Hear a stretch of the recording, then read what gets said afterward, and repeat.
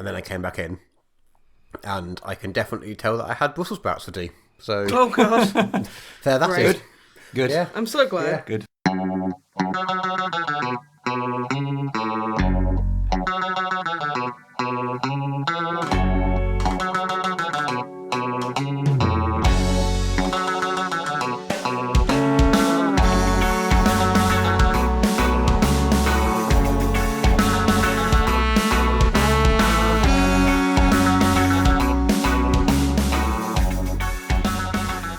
Hello and welcome to episode 137 of the MisanthroPod. I'm Snipe, your benevolent dictator, who also likes a good sandwich. I just saw the weird hot dog sandwich that we sent to Drummer Matt. Which is not a good sandwich. It's not a good sandwich, which is why I needed to felt the need to comment on it. I am also joined by the lovely Wib. Say hello.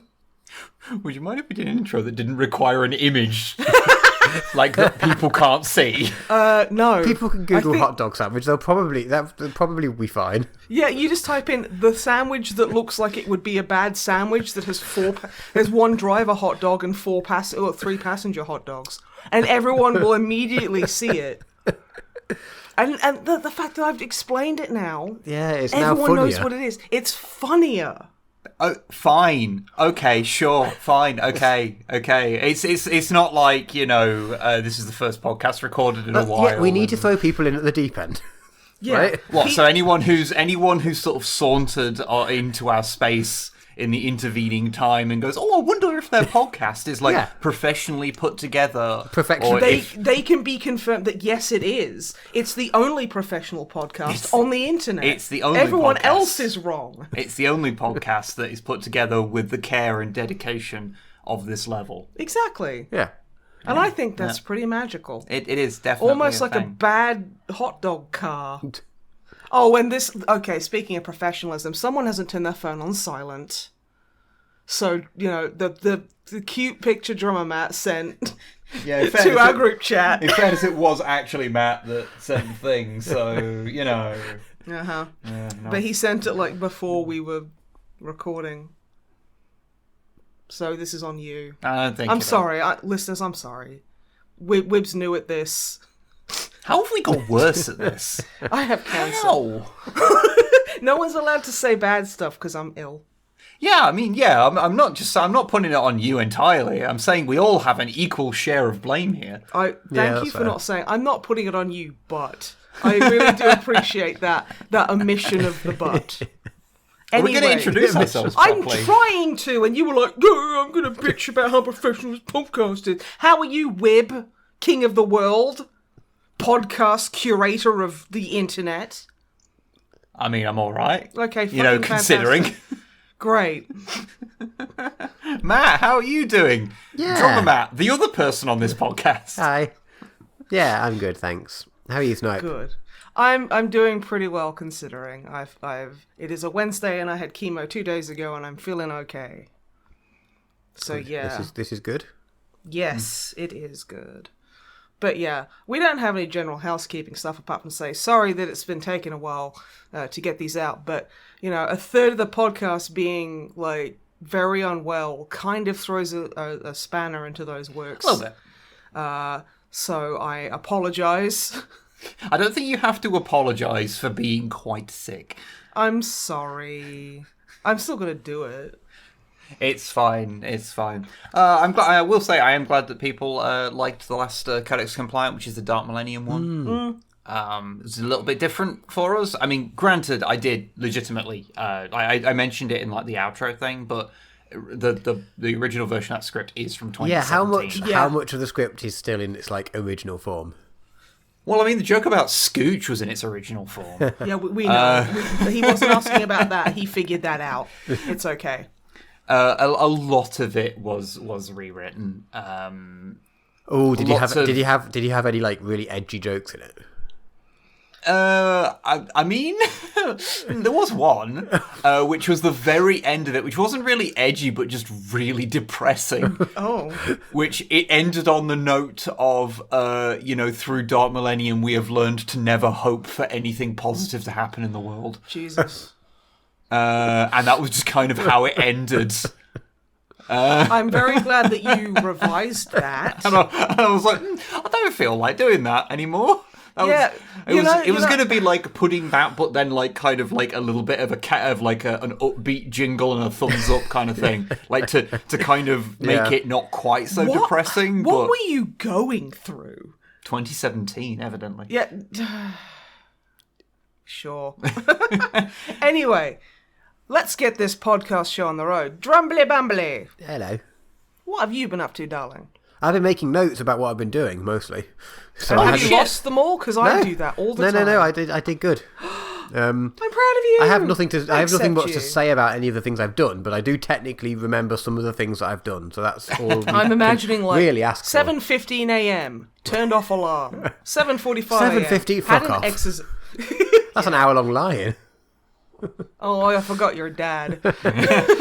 I was literally bragging with my also childless therapist today about like how I don't get pissed and shat on daily, which it's not my kink anyway.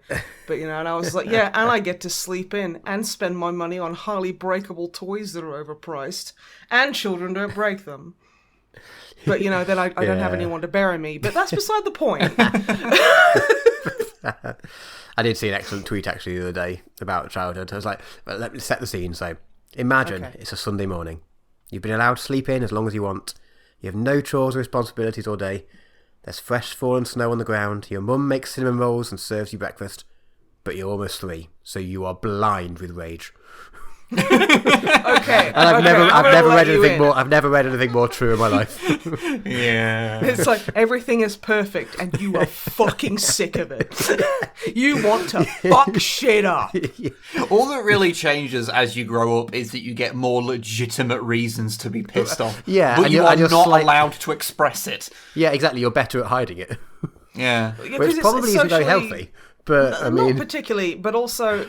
Neither's headbutt in the floor, so I mean, I suppose the amount of times I've just wanted to drop to my fucking hands and knees in the middle of like the mall and just scream Khan or whatever, just because I'm just my shoes hurt a little bit more than they should, and I'm not happy about it, and I'm just gonna start screaming. Oh, you know what? That fucking box of Band-Aids I had to buy were like £1 more expensive, and that just makes me want to shit with rage. Didn't have the right sort of dinosaurs on either. They didn't have the right... Okay, can I genuinely air a grievance now? Every time I buy really cool dinosaur, like, Band-Aids, or, like fucking, like, Jurassic Park Band-Aids or anything like that, the stickiness on them is wank. Yeah, right?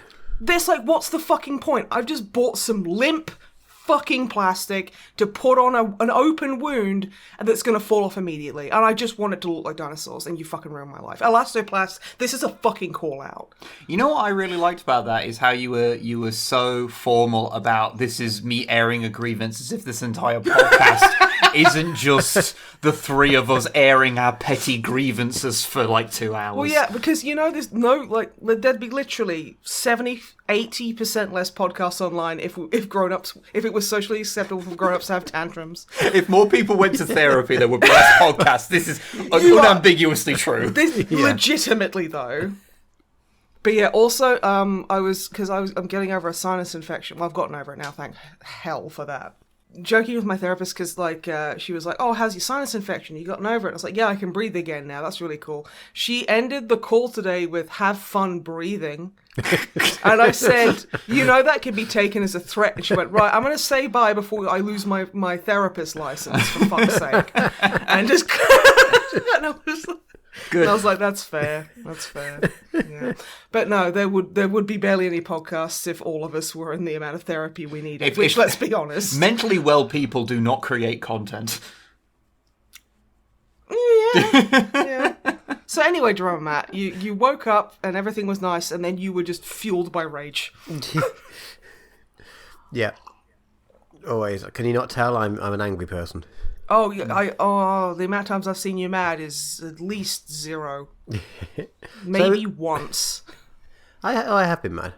I can't even think. Yeah, I think I've seen you, like, mad, like, in the decade plus I've known you, maybe once or twice.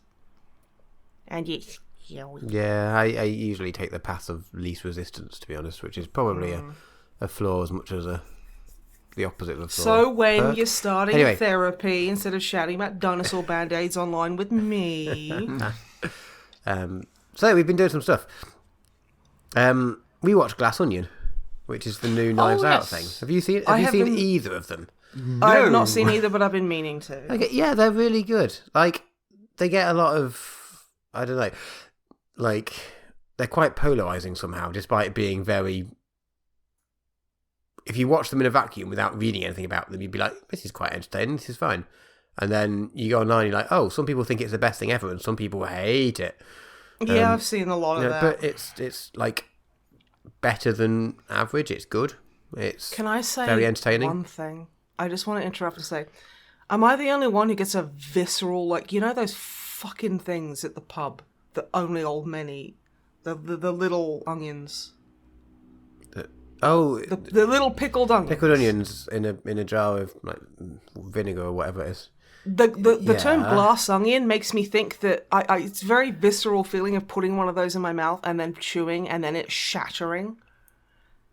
That's what I hear. That's what I think of when I hear glass onion. I think of a glass pickled onion that I've been conned into eating in a fucking dingy pub in Belper. Okay.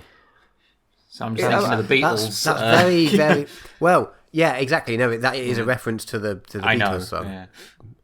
Which is funny because, yeah. Never heard of them. I'm sure they'll be big one day. They'll be huge one day. Huge one day. Bigger than Jesus, one might say. One might say. Whoever that is. Who that? Oh, yeah, he's got a book coming out. Oh, nice young go-getter. Oh, he said book. What did you think I said? Butt. He's got a butt coming out. I'm proud of it. I'm like, how blasphemous am I feeling like being today? You went to a Church of England school. You're feeling blasphemous every day. Oh, yeah. Anyway, Glass Onion. Glass Onion. It was a very entertaining film. We laughed out loud a lot. Daniel Craig is great. Also, I've heard Daniel Craig is activating people in that role. How do you mean? In a gay way. Oh, okay. He has inspired me to get a new swimming costume.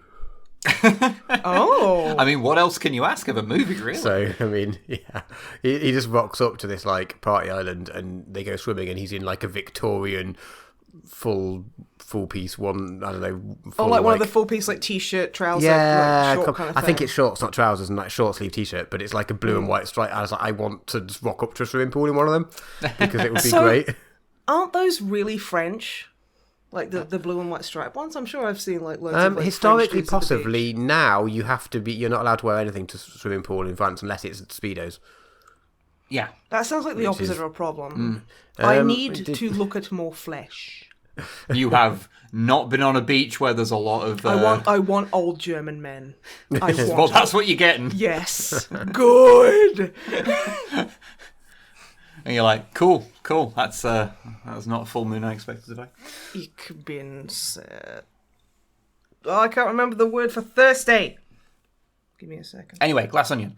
Yeah, it's so it's a sequel to the original Knives Out, but it's not like it's a completely different cast apart from what's his name, James Bond, Daniel Craig. We just said it a minute ago. Yeah, apart from him, and he's good. He made me forget that he was James Bond, which, you know, considering that I only see him as James Bond, despite seeing him first in other things before. Like, he's just, you know, he's James Bond to most people. But I you very quickly forget that, which is nice. Yeah, I remember before James Bond and everything, I saw him in an older English movie where he played a guy who was mentally unwell, and he's just dancing around the middle of London with his dong out. So I just remember him just flapping his dong around in the middle of, like, I have fucking... not seen that. Wasn't he wearing a woolly hat as well? I thought that was his hair. It was big. Whatever it was. Yeah. And, like, a lady comes out and she's like, what are you doing? He's like, oh, the Martians. He says something stereotypically like, oh, he's loopy. Yeah. And he's just got his dick hanging out. And I'm like, well, I know what James Bond's dick looks like now, I guess. And now he's James Bond again.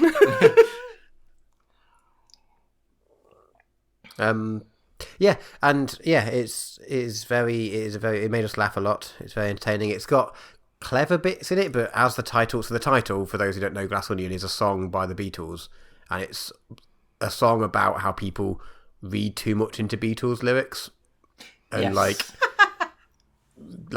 big them up more than they should be, and they're just lyrics, and it's fine. Like sometimes lyrics is just dicko.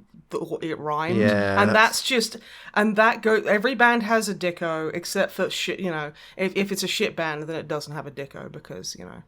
This is where everyone can go off and listen to or watch a video or read an article about the conspiracy theory that Paul McCartney died. During the Beatles being very popular. I think that's why he's got no shadow on the Abbey Road cover or something. Why he's not wearing shoes. All these, okay, shoes, so, yeah, that's it. And so I'm going to say something to anyone who believes that shit. You can fuck off if you don't think that they would relish in an artist dying during that shit, because they can milk that for so much fucking like publicists would be jerking off while snorting cocaine off like someone else's dick, off the which dead body. You should never do. Off the dick of the dead body, and if they don't have a dick, they'll find something else to embarrass them with. See also the conspiracy theory about Avril Lavigne being dead and replaced. Mm-hmm.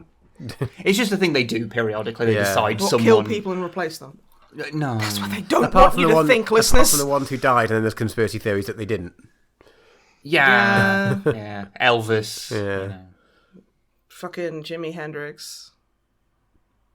Have you seen the thing? It's like, but it's basically just by racist white people who just think all black people look the same. It's like, Jimi Hendrix grew up in a Morgan Freeman. It's like, no, you're just a fucking racist. You're just a fucking racist idiot. Which I know I said racist and idiot twice, but still.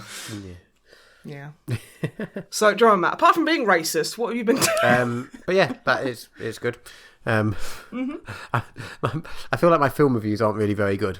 I think they're really... I mean, because I'm sitting there going, the mise-en-scène in this scene is completely terrible. I will say... The non-diegetic sound completely clashes with the actual thing. The frame of... Yeah, no. Well, it comes from my point of here is like, I'm here for you guys to bounce off of. So I say, have you watched this thing? And hoping that you have, and then we can have a conversation about it. And if you haven't, I'm like, well, it was a thing I watched, whatever, move on. If it helps, legitimately, the other day, my dad did say that he has picked up several series and like things from you recommending them on the podcast. Not what we say. Okay. We just say, like, because he's like, oh, well, if they like it, it's probably shit. But if Matt likes it... No, what he does is he literally turned round and in not so many words went, you haven't done a podcast in a while, I only fucking listened to it because that Matt fella's on it. And I like his recommendations. And cut off his jib. And then he pointed at me and was like, you're just doing whatever. And I'm like, yeah. Hi, Kev. Thank you for your continued support and love. You fucking ass. No, I'm joking. But yeah, I do like the secret, but you know the unspoken like secret that everyone knows who listens to the MisanthroPod is that we're the tax to listen to Drummer Matt. That's the deep lore. We are here just to make you earn the incredible intensity that is Drummer Matt. The moment Matt starts just his own podcast where it's just him talking, we're fucked. We're fucked. We're done, and we know it, listeners. We fucking know it. That's why. Anyway, Glass Onion was alright. Yeah, it was pretty good. I enjoyed it. Made us laugh. Made us think a little bit. Not that much. Yeah. A series, 10%, which is a French series, but it's on Netflix. And it's called Call My Agent, I think, when it was translated into English. Netflix. And they have done an American remake of it, which I actually, interesting enough, I'll get to this, but we do want to watch, which is, an American remake that you want to watch as an So the point English of it person. is that basically, so as much as I don't want to bring him up, just for some context, did you ever watch Extras? Or Extra? I think it was called Extras. No, because I hate him so fucking much. I think I saw like one episode of it when I've it seen was bits, new. And it was just like, oh, so it's just The Office, but a different place where he can be a prick. Yeah, but the perk of it is that you had then, like, each episode had, like, a famous walk-ons, like Patrick Stewart. Yeah, and stuff. playing, an exaggerated or possibly flipped or slightly off or whatever version of themselves. Yeah. This is French that, in essence. It's about a bunch of film agents. Hence why it's called 10%, because apparently agents get a 10% cut. That's, like, the standard rate the agents get. Okay. But it's the same sort of thing in that it's a sort of show and like it's comedy, although it's not necessarily a laugh out loud comedy. But it's a sort of drama comedy about the agents. But in each episode, there's a different French like famous actor that comes on. Oh, but that's cool. It's very like we're watching it. It's obviously like that's one of the big draws to it. Like if you were French and you knew these actors, like that would be a big draw to it. In the same way that it was for Extras. But it's such a good. Yeah, but it's also such a good series anyway. Like that's just a nice bonus of it. But it's just quite funny because however all these actors act, they're always like quite a lot of them are like taking the piss out of themselves a bit or whatever. And there's people who are very obviously like quite serious people in real life, but like in the show they're like playing up the silliness and all this sort of stuff. And you're like, well, that's not what they're usually like, obviously. So that makes it. But that's not the point. It's just like all the characters in it and things. It's a very good show aside from that.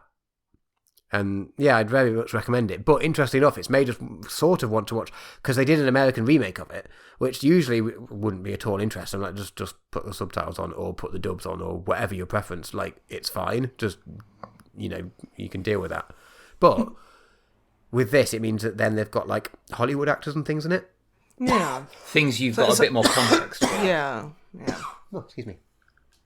Yeah, so I actually am tempted to watch the American one, which is. No, I fully understand the utility of that, yeah. Because otherwise you're just kind of like, oh, this person's probably famous. That's cool. Yeah, I'm reminded of... So half the jokes will be kind of lost on you, apart from the fact that you assume that the way they're acting is probably either making a massive joke about their general demeanour and exacerbating it for the sake of comedy, or they're playing up the opposite end, like you say. Yeah, exactly. And you're just like, well, okay, I'm going to guess that you probably don't want to fuck a bottle of olive oil. It sounds a little like when you watch, say, a series that has a crossover episode and you're not familiar with the other series. Yeah. And so you watch it and you go, I guess this is that. I'm sure that joke was funny if you know what this character is. You can say iCarly and Victorious. It's okay. I have never watched an episode of either of those shows. Quentin Reviews does an incredible, like, full workday length, like, auditory and visual nightmare dissecting those series. I'm aware. And I could not recommend them hard enough. They are so good! Anyway. Yeah. Yes. No, that seems like a very good analogy, dear. Nicely done. I pat your leg. Oh, thank you. You're welcome. You're really handsome. Okay. Thank you. Don't sound like... Okay, listeners, I am not, like, knifing him. There is no weapon present. I don't know why he's being weird. You're Matt, bringing this the series, podcast please down. take us out of this. It's great. Really, really enjoying it. Really glad that there's 4 seasons of it. Possibly still making it. I don't know when the last one was made. Don't say it too loud. Netflix will somehow fucking cancel it. Well, I mean, it's not a Netflix thing. I think it's a French I telly don't thing, think that matters anymore. Fair point. Yeah, fair point. By the way, this is the last episode of the MisanthroPod. No, actually, they'd never cancel us because, we're kind of not great. Yeah. Actually, you have to be good if Netflix cancels you. They gave the people behind fucking Paradise PD multiple series. Yet cancelled Tuca and Birdie, which fucking went hard. That was so good. Which came back by someone, so another network brought it back. And I haven't watched the new, which probably aren't new anymore ones yet. Was it HBO? I don't remember. It was something that was more.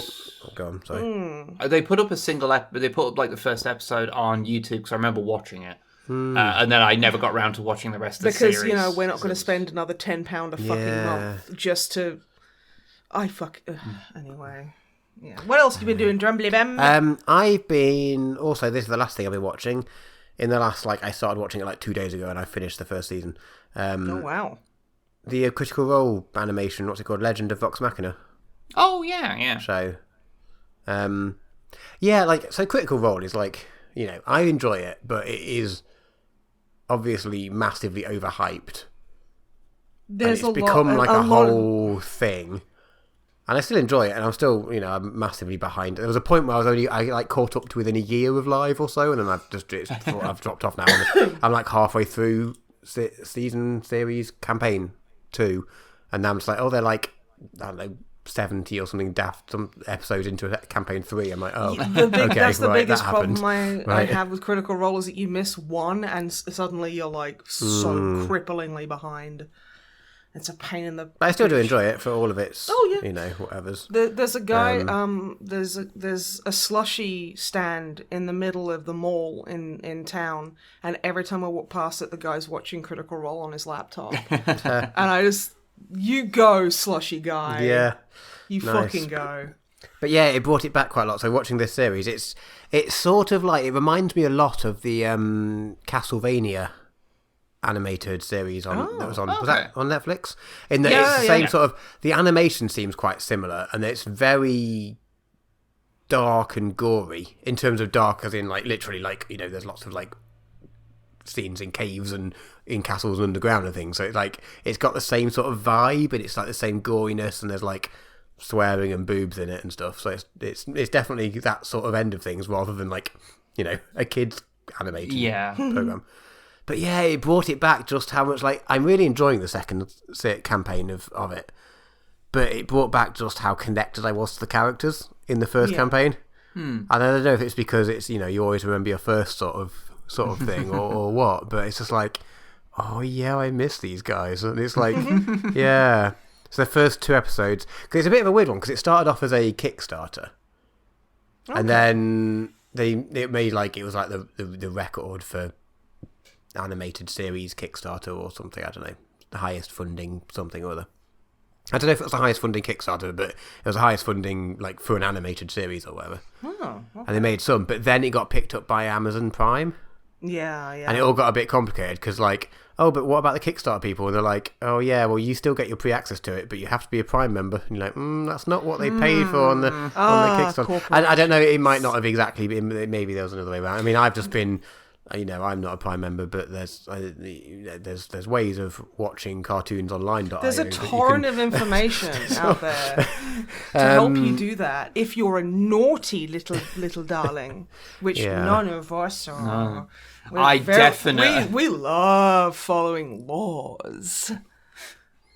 That sounds like I've just killed somebody. I 100% paid money to watch the first few episodes of that Velma series, definitely. I'm so glad somebody did. That's all I'm going to say about it. It's not very good. Its only impressive thing is that it managed to piss off literally everybody for different reasons. Half the people for reasons they imagine in their head, but it's just legitimately not very good. No, it's not. Yeah. And it creeps me out that they're like, there's an extended shower scene when they're all in high school, and I'm like...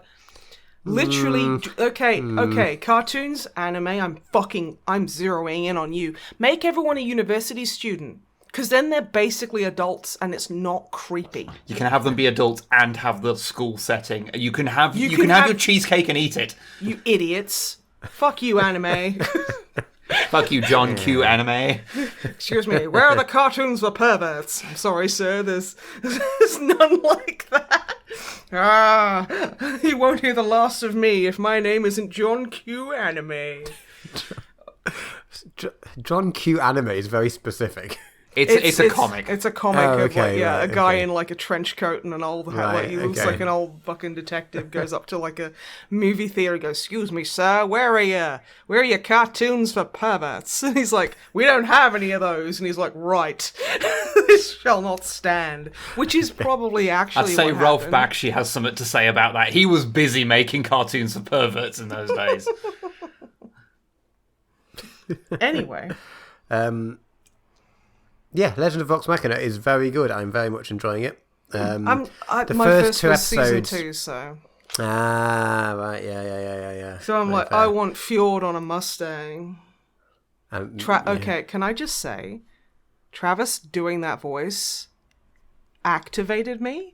How far through are you, just out of interest? Oh, I haven't gotten past like episode 70 or something. Okay. So I've still not finished it. Yeah, no. Because it is just like, well, every time I blink, there's another 3.5 hour fucking session I've missed. If I had the time to watch them live, that'd be, imagine. Oh yeah, I get really stressed watching live streams though. Yeah. No, I put a lot of like, I'm just like, Critical Role. I'm up to episode 129 of season. That's pretty good. Campaign 2. I have no idea how many there are, but you know, I think there's less than 200, bigger than a bread box kind of thing. You know, I like it. But yeah, Legend of Vox Machina is so because it started off and they were like, if we get enough funding, we'll do an episode, and they were just gonna. I think citation needed, but I think the way it went is they were going to do an animated version of one of the stories that happened before the stream started. So it was like one of the pre-stream bits when they were like early levels. Yeah. And then it kind of just escalated, and then they ended up doing 2 episodes of that, of like one of the, which you'd sort of heard about before from them just talking about it. And then they did like a whole 10-episode series of the first arc of the campaign. So I did wonder exactly what was contained in it, because I've obviously seen a lot of bits of Critical Role from Snipe watching it, but I've never sat down and like watched an episode. There's 2 episodes are sort of setting the scene with a new story, and then the rest of it is the first 30 odd episodes or whatever of the campaign, condensed down obviously with a lot of faffing about and shopping episodes missing or whatever. They do love their faffing about and shopping episodes, which I'm not complaining about. They're the best bits. Because they kind of are. It does. It's just interesting how D&D works is as like before any big thing, well, before anything really, there has to be a certain amount of faffing about in the town. Yeah, we have to sort of. It's all productive as well because you're like working out your character. Yeah, that reminds me. I have enough down to DM a story for us. So, and I've got some characters, and I'm going to lean into my strengths because I think we can all agree that I'm more of a character writer than a story writer, which is not a weakness. It is just a thing, and that's okay. There are like there's like 3 types of writers. There's character writers, there's story writers, and then there's fucking Lord of the Rings, which is just, I want to write about the trees. Which is very valid. Which is valid. These are the 3 genders. These are the 3 genders. What do I count as? Because all I can do is write Normal the Goblin. You're a comedy writer. Yeah, that's true. Yeah. To be fair, hi, I'm Normal is the best fucking introduction for a D&D character. I'm just remembering when we did do the faffing around in town bit of that little one shot, and it was God. and you stole everything that wasn't nailed down. Well, I was a rogue at and it was level 5, and I rolled a for a 20 for my you had like a nat 20 for my dex. For your dex. And I basically and you had because you were a little gobbo, you had like dex bonuses and stuff, and there were all sorts of other little bits of things. So I had stupid bonuses to like stealth and stuff. You maintained direct fucking eye contact with a shopkeeper as you pocketed everything in that shop. I stole about 4 separate items. Well, Longfang and I were like, we need to leave. Before the DM was basically like, there is nothing more of interest to you to steal. Yeah, before she literally was like, dude, fucking did I say it had to be of interest? Well, didn't you take like a giant potion? And then like my character, Clouds at Noon, which is a tabaxi, and I love their naming conventions so fucking much. She sneaks away to like do. I'm not going to say what she was doing, just in case we ever go back to that. And you basically just come up and lean on my shoulder, and I don't fucking notice because your fucking stealth is so good. And you're like writing down all these secret bits of shit I'm saying, and I'm like, I'm looking at him. I'm like sitting next to me, going, I'm gonna hit you. I want to hit you in real life. How fucking day. Normal was the luckiest roles I ever had on like character creation. So he was just obscene. He was a swashbuckler, if I remember correctly. Yeah, he was. So he was like a rogue, but a frontline fighter. Basically, he's that and then the character. thing is, I rolled so badly, I think, in every bit of combat. You did. It was so. I barely did anything, even though theoretically I could murder everyone in front of me. It made up for the fact that you were such a fucking arsehole. And I say that as like a fellow player, as it's interesting to interact with people, especially like Longfang and I's characters were kind of the straight men of the group.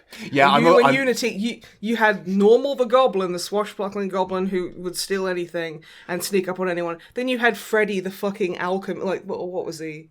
Oh, he was. It was like the steampunk wizard. He was an octopus. Yeah. Called Freddy. What I remember is one of the things I stole was a mystery potion that I didn't know what it did, and at one point, when there was a bit of a lull, I just went up to Unity's character and went, I'll give you a silver to drink this. Like, and he went, okay. And then took a drink of it, and then and then basically he collapsed, and I thought I killed him. Yeah, we were climbing at the time. So Baxi are famously good at climbing, so I just jumped up the top of this cliff, and I was like, come on then.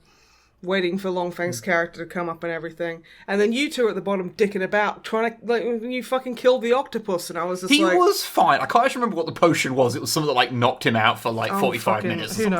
Who knows? Whatever it was ridiculous. It was quite funny. for me and Unity, and for no one else. Yeah. Yeah. It was very funny for us. But it's okay.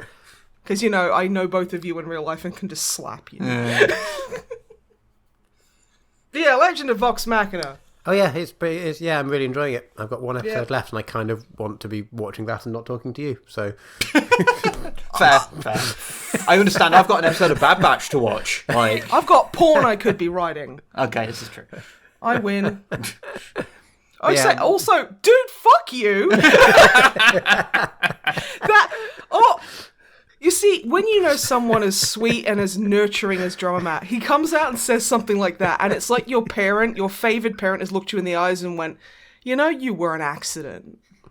Which did happen, but that's okay, because he was too. But you also didn't have a kind and nurturing parent, so...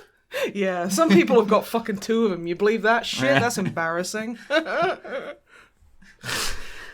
That was a joke. I'm not actually crying. I'm a very, very good actor. But, Anything else on your docket, Matthew? I've got one last thing, but I just want to ask about D&D and what campaign are we doing, but that's probably not a conversation for the podcast, I suppose. Okay, what was Is it one that we've mentioned before that we've rolled characters for, or do you want us to do new characters? This one you haven't done any character prep for. I mean, we probably could use other characters. I think, because, in the beginning I was like, roll up some characters. If you still want to use those, that is completely fine. Or if you fancy new ones, that's also completely fine. Okay. I've got a world that I've already made, which I ran you and Longfang through. Oh, it's that one? It's that one. It just takes place a few towns over. Okay. Because I've already got the maps, and I don't know anyone else with possible ADHD who does this, but I stress over extrapolate. So I was like, this map is not going to be ready until I have viable trade routes, and Wib had to fucking step in and go, fucking stop. That's not necessary. And I'm like, but how will they get their grains? And you were like, they get their grains, fucking get over it. But yeah, a wizard did it. It's Dungeons and Dragons. Yeah. It's fine. Also, side point, fuck Wizards of the Coast. Oh yeah, I was going to say not giving them more money. Acknowledge that we've got the books. We're not going to give them more money. Everything we do is homebrew, but also there is no ethical consumption under capitalism. So and bread and circuses, and this has been an incredibly difficult time, and we're plunging towards a new economic collapse, and people are smuggling eggs across the border of Mexico so they can hawk cheap contraband eggs, because an egg pallet costs about $45, which means that you have to work for about 6 hours at a minimum wage job in America before you can afford a fucking pallet of 24 eggs, and the world is going to hell. So you know what? Okay, but also be aware. Anyway, really looking forward to this campaign. Jesus. Every now and again, I have to say something serious. Yeah. Otherwise, my brain melts out my ears. But yeah. But no, I will get onto that because I haven't talked to Violet, other DM, because we both have some things prepared. And we were kind of going to talk amongst ourselves. So I'll talk to her and see if she wants to go first or not. Because D&D is like being in a band. You just trick your friends to show up in one place and go, by the way, motherfuckers, we're in a band / we're playing D&D. So, yeah. Sometimes both. Yeah. But yeah, so yeah, and then hopefully, because I miss recapping D&D on the. I'm sure a lot of people do. People liked it. Everyone loves hearing about D&D because it's so wacky. So the last thing we did was the fucking, what was it called? There's an Age of Sigmar one. I forgot the name of it. Soulbound. Soulbound, yeah. Yeah, when we did the little Soulbound campaign. Where Puffy, my character, who... Okay, other people who create characters who are just dicks. Like, help me out here. How do you get people to stop loving them? Everybody loves Puffy. Puffy-Orina, and she is a fucking asshole. I mean, they love her. They just don't trust her. There was a part, and I'm very quickly going to go over this. There was a part where, because Puffy is not nice to anyone, because there's no point. Why would she be nice to people when she can be direct? She's not trying to be mean. She's just a pragmatist. That's the way she views herself. Nice. In an accurate way, she views herself, but I understand that we all have to tell ourselves lies. We are all the hero of our own stories. And sometimes we tell ourselves lies. So Puffy was like really nice to this little elf like lady attendant. And she was like, "Oh, come here. Let's talk. Like, talk to me." And everyone in the party visibly tensed up. Like, they weren't even in the room with me, and everyone, and like Longfang was like, "What is she planning? Is she gonna harm this girl?" And I was like, "No, she just wants to talk to her." And everyone got so fucking uncomfortable. And no, like, we're expecting you to disappear and then walk back in a few moments later with like a perfectly polished skull. Like fucking Predator 1 style. No, that girl was never in any danger at all, provided she told Puffy what she wanted to hear and the truth. Sometimes those are not necessarily the same thing. But yeah. Puffy is a danger to everyone around her. But the thing is, she is very dangerous. Often to herself, honestly. To herself, yeah. But no, so yeah, we can talk about that after the podcast and kind of get a little, sure, get a few bits, because I'm just gonna do it because prepping for a D&D campaign is a lot like having a baby. You are never fucking ready. Yeah. So just get her done. Yeah. No, we were first time round. We were buying sleep suits, I think, in Asda or somewhere, and the shop assistant was like, "Oh, when are you due?" And we just looked at each other, 2 days ago. And they gave us this look, and we were like, "We know." There is that interesting kind of thing, because it's like, Wib and I obviously don't have kids, because if you have a baby, you can't be the baby. As a very famous, beautiful, influential woman once said. I'm baby. You are baby. But like watching, like, because we had a big meetup at Dicko's house, because he's got kids now. Like a weirdo, It's a whole thing. I guarantee you he's going to be having another kid soon. I don't know. I get secondary baby vibes. The band is mostly children at this point. I mean, it always kind of was. It has dramatically increased the maturity levels at band hangouts. It's very weird. It has, and dramatically reduced the amount that I talk about dicks. Yes. Yeah. Which is weird. But yeah, and just seeing parent talk is like, oh, that's interesting. But yeah, no. I do want to say, like, on a serious note, it sounds like I begrudge everyone else having kids, and I don't. It's just a funny thing as someone who doesn't have kids at my age, just go, ha, you have to, like, children's teeth in your mouth. Which, to be fair, could still happen to me. It's just I'm able to, like, bulldog a child and get out of the vicinity before the parent notices. Here at Snipe and Wib and the MisanthroPod, we do not support wanton wrestling moves being enacted upon children. I mean, not unless they deserve it. Not unless those babies the kid's being a little shit. If that kid shits in that person's ear, I have the right to fucking elbow drop him. Pin them in three. I'm weighing up, like, I know YouTube's changed its rules on what's allowed, so I'm like just weighing up, like, do these constitute actionable or... No. It's probably fine. It's satire, it's fine. But yeah, we'll do that after the thing, and hopefully, listeners, we can get back into the MisanthroPod being weirdos and stuff like that, which sounds like being a lot of fun. a thing again. Yeah, Nice. I miss it. I miss talking about it.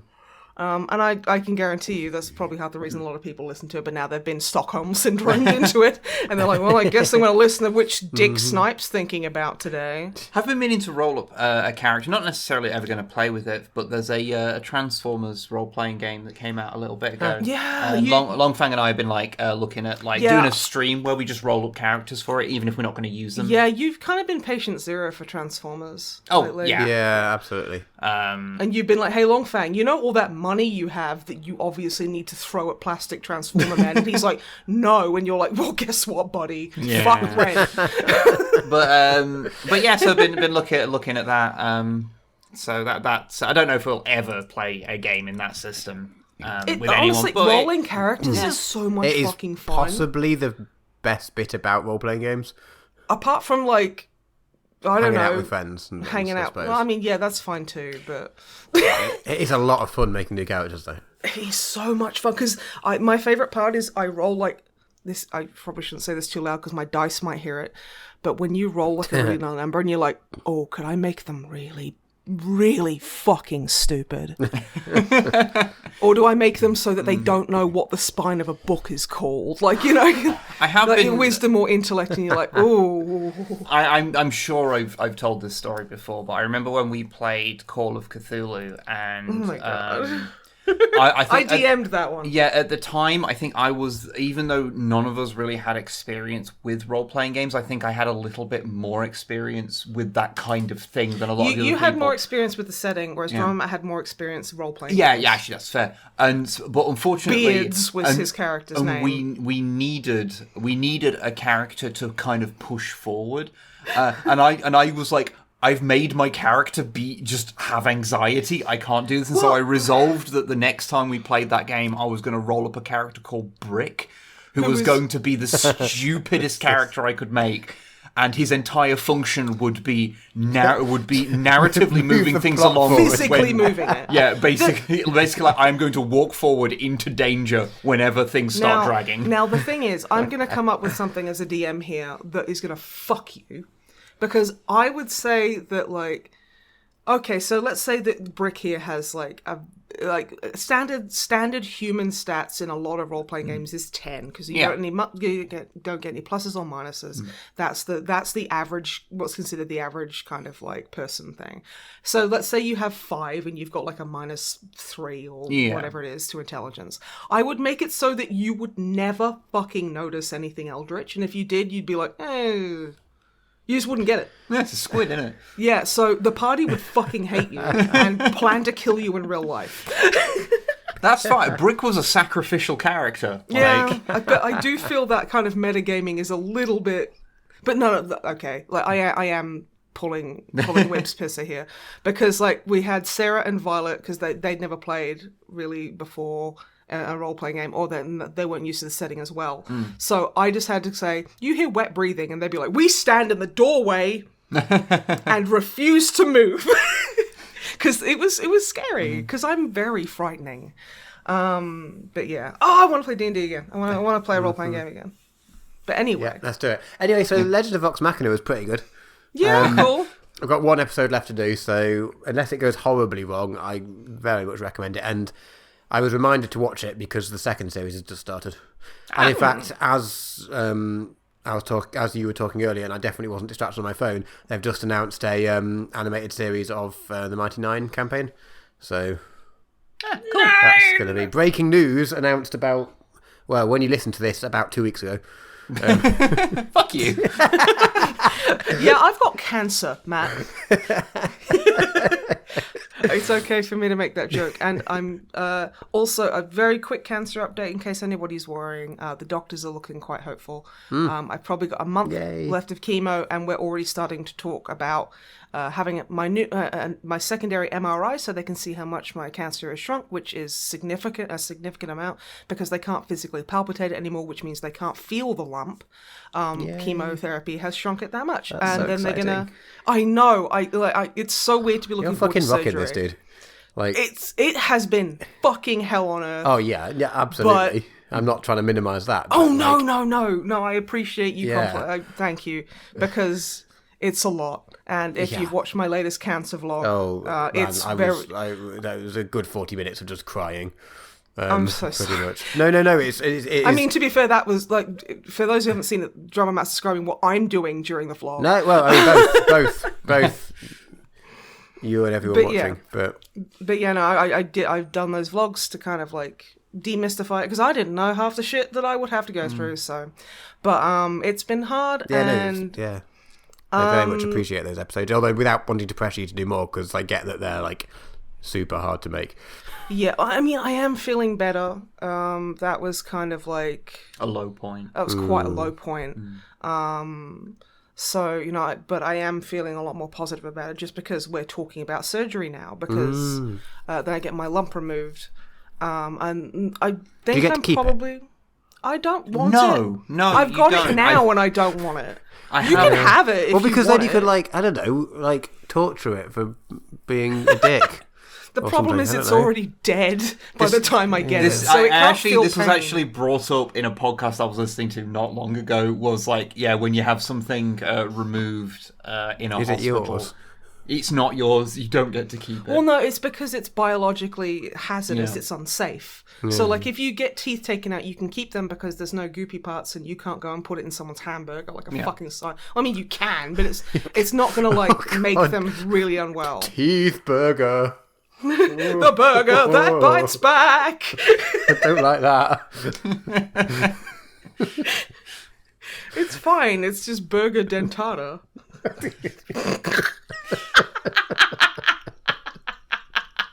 I'm just watching Wib Hoverly write down that title.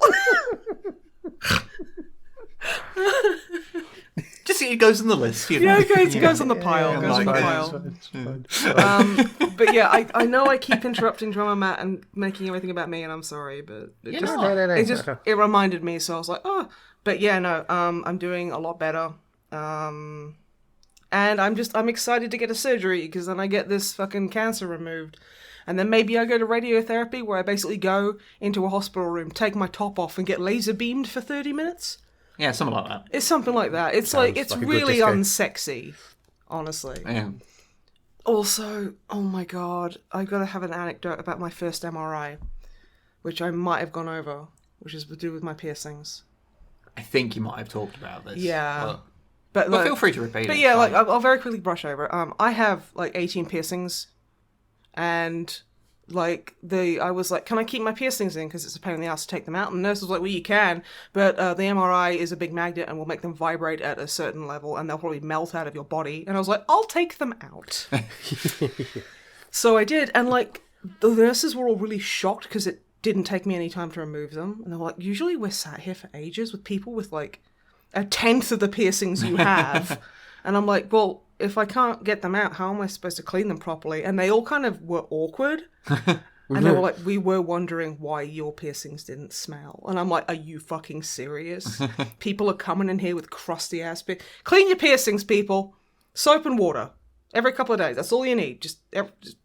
It's really easy. And I was just fucking shocked. And I did upload a picture of myself without any piercings in, which is really funny, because I remember your mother saw me without any piercings in once, and she's quite prim and proper, and she was like, oh, I don't like it, put them back in. I'm like, really? All right. It's weird, don't like it. Yeah. But yeah, okay, I stopped talking about you know, being the main character, having cancer and everything. It's fine. It's fine. But yes. Right, last thing I've been doing. Yes. I've been playing the Link's Awakening Zelda game on the Switch. Oh, is that the remake? It is a remake of I had the Game Boy Color version. Yeah, I had the original Game Boy version. I think it was the original Game Boy version. And I had the like slight reissue, which was basically the same game, but there was like one extra dungeon that took advantage of having the color screen, and it was like a color puzzle. So if you put the cartridge, because Game Boy Color cartridges would go into the original Game Boy, I think. Yeah, they were the exact same. They would, but they just couldn't contribute. They couldn't just interpret colour. Yeah, so it was like basically like forcing a dog to look at a colour wheel. Yeah, basically. But yeah, so I enjoyed it as a kid. and getting the old nostalgia feels from playing it again. I can remember bits and bobs, but fuck me, bits of it are hard. Like, I don't mean like the actual combat is like the actual gameplay is not hard. Like, it's fine. Like, all the bosses are a lot easier than I remember as a kid because you have the dexterity of an adult now. Yeah, exactly. Right. Yeah. So that's all fine. They're like challenging enough to be interesting, but that's not the point. But like finding out where you're meant to go because it's a remake, but it's like they've not like changed the story or changed anything like that. So it's not like you're not like spoon fed as much as you are in a modern game. Yeah. And there's like one bit where to get the key to a dungeon, you have to like go into this one bit of the map that you don't need to go to, but you just expected to have gone there at some point out of curiosity. Fine. And you do this puzzle there, and then you get like basically a poker flute that can wake up animals, or like you get your ocarina or whatever it is with a specific tune on it for doing this thing. But then you expect it to go and like once you've got this strength thing, you go to a statue and push it out of the way and go in there, and like there's no clues as to that's what you're meant to do.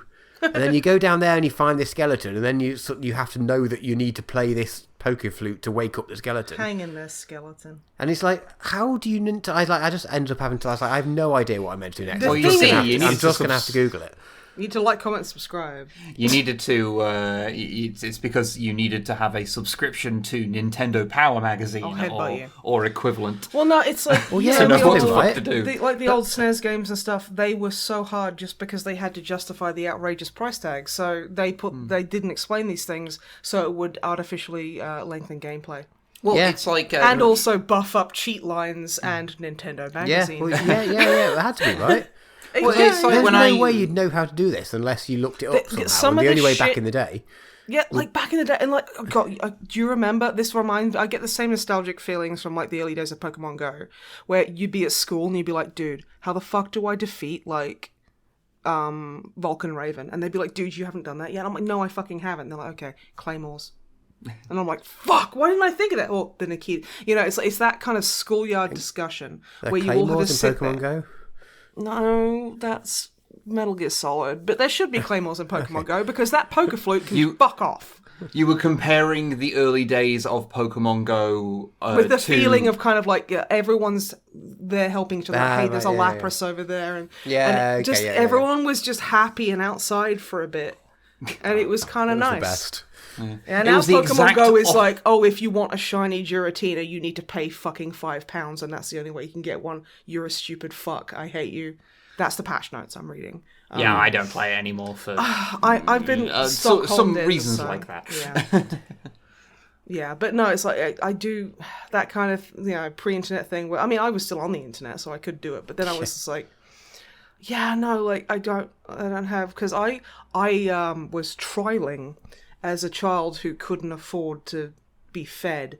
A friend of mine made a copy of a game called Metal Gear Solid, just to lend me in case they didn't want it going missing or anything, just as a backup. I was trialing it before I bought it. Yeah. And look at the back of the CD case for Mel's Kodak number, and I'm like, is that in the office? I spent something like 2-3 hours looking for that in game where it's actually on the back of the actual PlayStation thing, which is like, Kojima, fuck you. My parents decided that smoking was more important than me eating food. Do you really think I can fucking just go out and spend money on your video game? Which I was trialing. Which you were trialing. I was trialing.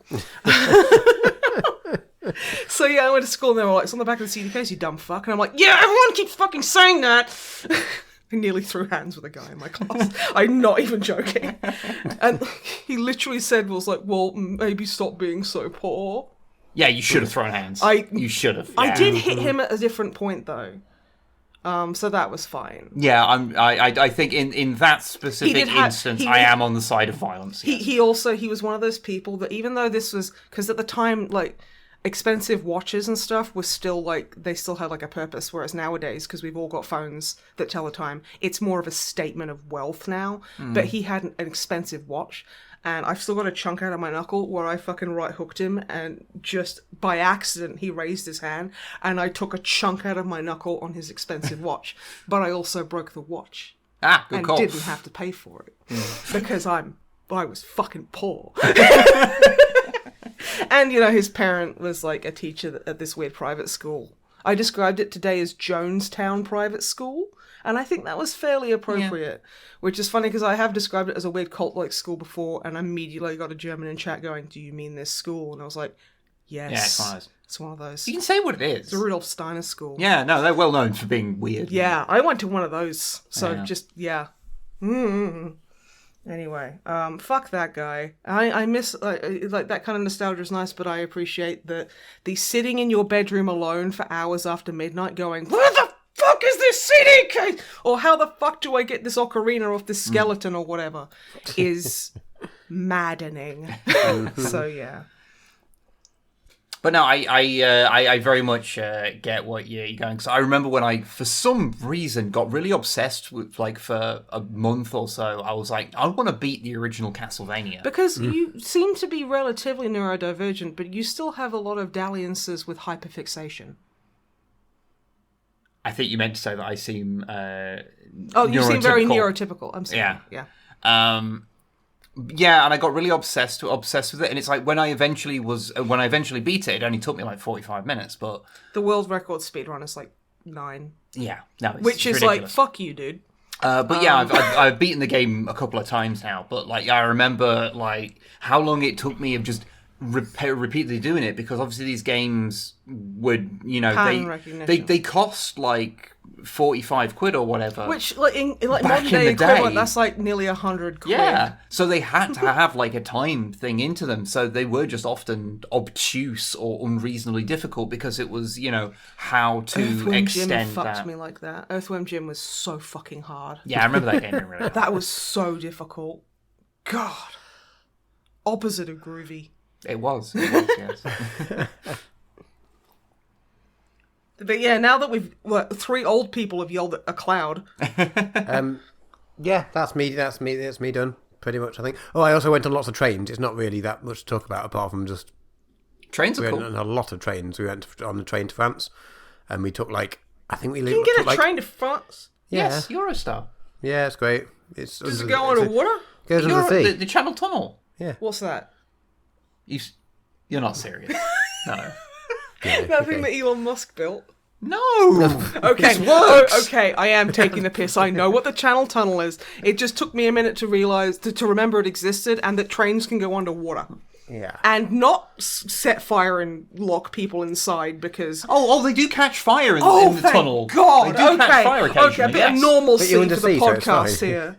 Yeah, actually, just open a window. What did catch fire, I think, like last year or something? Oh, I hope no one was hurt. I'm No, I don't such think a so. prick if I think, honestly, that when they have had fires in there, they've been relatively, like... Oh, yeah, there's loads of extras there, like special trains, loads of safety things, which is why they can't run sleepers under there yet. But they're looking into it, which would be amazing. Okay, that's cool. But yeah, we went on lots of trains all the way to France and then to different bits of France and then home again, and it was the best because one of the trains we went on had compartments, like, you know, like old school trains, and they have like the corridor on the side, and you have like the compartments. There's something really romantic about that kind of style of train. It's the best. Yeah, it's so and it was nice. a modern train, but it still had the compartments and things, and it was the best. Nice. And it was just like, just a normal train. We got on, we're like, hang on, why is... What? Hang on, this is happening. I wish we had like a functioning like train system in this country. I wish we had a functioning country. Because like I love going on trains. They're great. Yeah. I like the... yeah. That makes me sleepy. Yeah. That makes me very sleepy. I get that from model trains as well. Like real bad. Like the clickety clacks. Yeah. You should get... This is too boring even by my standards. Move on. Who's next? I was going to say something and it's just too boring. It's Wib's go. What have you been up to? It's my go, although I kind of want to know what you were going to say now. No, what he's going to say is talk about you can get white noise apps on your phone that are like train themed. No, I was saying if you want to go on train, you should get... My dad is really excited about the Derbyshire Wayfarer train ticket. I thought you were going to say, if you like trains, you should get on my dad, who loves pretending to be a train. I'm like, get on your dad. Buckle up, Pete. We're coming for you, baby. I hope he doesn't listen to this. I don't think he listens to this. No, thank God. No. If I was to like isolate the most non-MisanthroPod listener, it probably would be Matt's dad. It's definitely Matt's mum and dad. Yeah.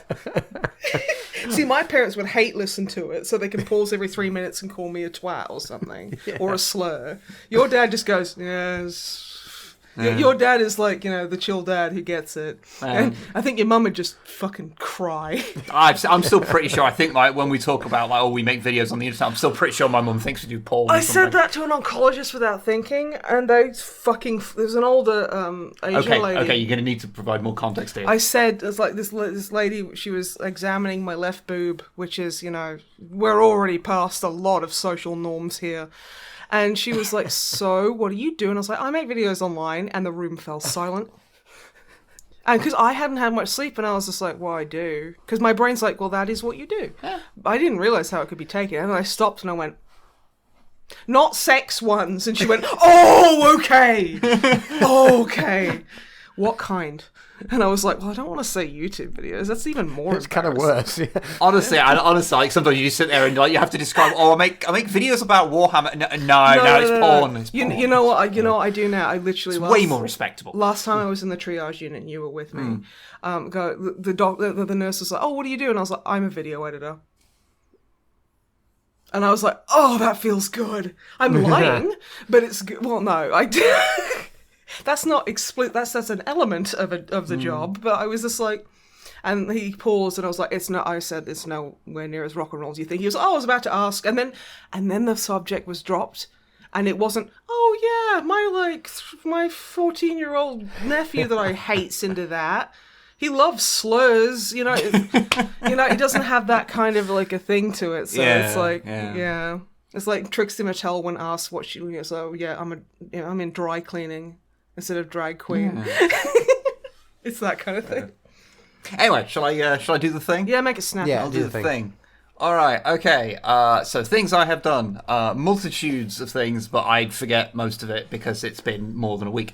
Will everyone stop ragging on me for being like partially terminally ill? I think we all have an element of blame for how long these things take. It's fine. It's fine. I am just being silly. But anyway, so I've been watching the season 2 of The Bad Batch. I've heard that's good. I need to watch the first season of it. I've been enjoying it. It doesn't seem to have quite the same oomph as the first season, but the first season starts with Order 66, so that's the biggest oomph. It has pre-built oomph. And genocide. This has to... Well, that's not really like mass murder of friends and allies. Yeah, where your body's being controlled. That's kind of a big oofy. Yeah, and a bit of a doofy. So this is not quite that. I'm still enjoying it. I'll be interested to see where the rest of the series goes. It seems to be doing some stuff with like fleshing out some characters who maybe didn't get enough fleshing out. Tech and mostly Tech so far because he barely had character. He's the one I see in the Black Series bargain bin the most. It's Echo you usually. Oh, it's Echo. Yeah. I don't know. Maybe if they elaborated on his fucking character. When you Google image search The Bad Batch, yes, there's a poster and someone's got a lightsaber bow and arrow. Yes. How's that work? Like a bow and arrow with a lightsaber. Well, it's not really a lightsaber bow and arrow. It's just a bow and arrow that fires energy bolts, so it doesn't need like ammo or something. It's what Omega's got. In Star Wars, they have like light up kind of like batons and stuff that aren't really lightsabers, but they are like light based weapons. Yeah, so... it's just a light base. It's just an energy weapon. Yeah. Okay. So I forgive you for not being a super fan. Don't think about it too hard. Star Wars has never been a hard sci-fi, no matter what some strange people on the internet try and tell you. And yes, women and people of color do exist in it. But yeah, I've been enjoying it. We'll see how it goes. The rest of it, I can't remember if Andor had wrapped up by the time we did the last podcast. I need to watch that. It sounds so good, but I'm just not in the place mentally. Oh, it's grim. I mean, it's a precursor to Rogue One. It's fucking going to be. Yeah, and it's one of the rare times when Star Wars goes, by the way, this is politics. I'm sorry. Are you trying to inject politics into my Star Wars? Well, I mean, considering that a portion of it is based explicitly on a robbery Stalin did, yes. Wow, I need to watch that show. Yeah, really phenomenal series. Has some moments in it that are amazing. But I can't remember if I've already talked about them, so I won't go on about that anymore. So shock horror, Andor's really good. Yeah, Andor's really good. Also in the series kind of thing, I watched through the whole of the 2001 Transformers Robots in Disguise series. Like, without being coerced? Without being coerced, which is the one that was sort of... It was the first quote-unquote anime one that we got. Because obviously there was the original series that came out in 1984 and ran for a while. And then it took until the mid-90s, and then we got the Beast Wars, and then Beast Machines, and then after that was Robots in Disguise. Now, in Japan, there was a shitload of other series in between those, including their own traditionally animated Beast Wars series. And there was then an extra series of that that's sort of tangentially connected to the Beast Wars stuff because it has Predacons in it, but also kind of not. It's kind of vague. Okay. But that was called Car Robots, which is based on a thing from the old Diaclone, the name, if I remember correctly. But anyway, that got brought over here as Robots in Disguise, as one of the 5 different things called Robots in Disguise, including another animated series from 2015. And so it's the Bandai Name Wizard, a distant relative. Bandai Name Wizard? Well, they like Bandai. No. Takara Tomy. I'm thinking of Sailor Moon. Yeah, the Takara Tomy Name Wizard, a distant relative of the GW Name Wizard. It's Takara Tomy and Hasbro have the rights to it. I got confused. Yeah, it's the Hasbro end that seems to have that problem real bad. But yeah, I went into it sort of not really expecting much because I have tried watching the Unicron trilogy, which is when people think of the anime ones, that's probably the ones they're thinking of. And I don't get on with them very well because I have a low tolerance to dubbed anime. You've got the touch. Why are you referencing the best part of old Transformers? Because that's the only part I care about or know what you're talking about. Because Drummer Matt and I are both completely lost in a sea of fucking Robo-Men. The touch is nowhere near this era at all. Well, I'm thinking of the good times. Yes. And so I had very low expectations going to this because this was like a rushed series that Hasbro imported because they were like, shit, we've got we haven't got a series for this year. Oh shit, fuck. And so they just went and grabbed one of the Japanese series that they could most easily dub. Oh god. And they that did always it. Turns out well. And honestly, it's actually not bad. It's got a lot of fun things in it. It's funny because the Japanese Beast Wars has a much more comedic tone. It's more of a straight comedy. And they that sort of carries across. So it's just it's funny when it's trying to be funny a lot of the time.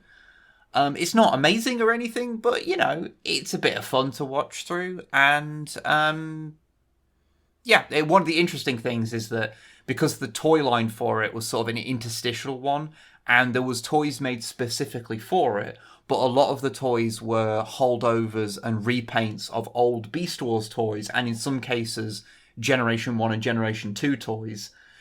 And the series is weirdly committed to accurately representing these toys as close as possible on screen.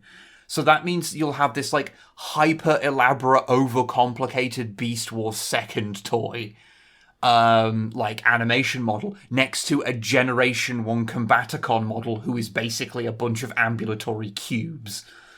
And my favourite gender. And so, you can kind of see them together, and it's very obvious that they come from different eras of the toy line. It's quite fun. It was better than I expected. I am going to go and watch... I mean to go and watch the other Japanese series, but the problems with the other ones is that they don't have a dub, or the only dub they have is terrible. And I quite often watch through these series while I'm working or whatever, and I've got them on in the background. Yeah. And so I have to kind of commit to actually watching and reading, unless I want to watch the Omni Productions dub of a couple of them, which are notoriously bad. But amusingly bad, but notoriously bad. But yeah, so I think that's it as far as series and stuff goes. I think I have watched other stuff, I've been rewatching Hunting Hitler because I'm dork. I've got a brain problem that means I rewatch these terrible series sometimes, and I don't know why. I've watched Triple Frontier 10 times. It's not Hunting Hitler though, is it? No, it's way better. A terrible than that. history. It's so much better. A terrible than that. history show series where liars lie a lot. Yeah.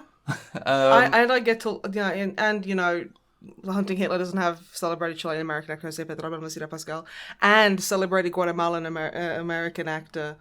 Fuck, can I remember his full name now that my brain's just gone? Wait, because you know when you know something, but then your brain makes you forget it because you panic about not maybe getting it right.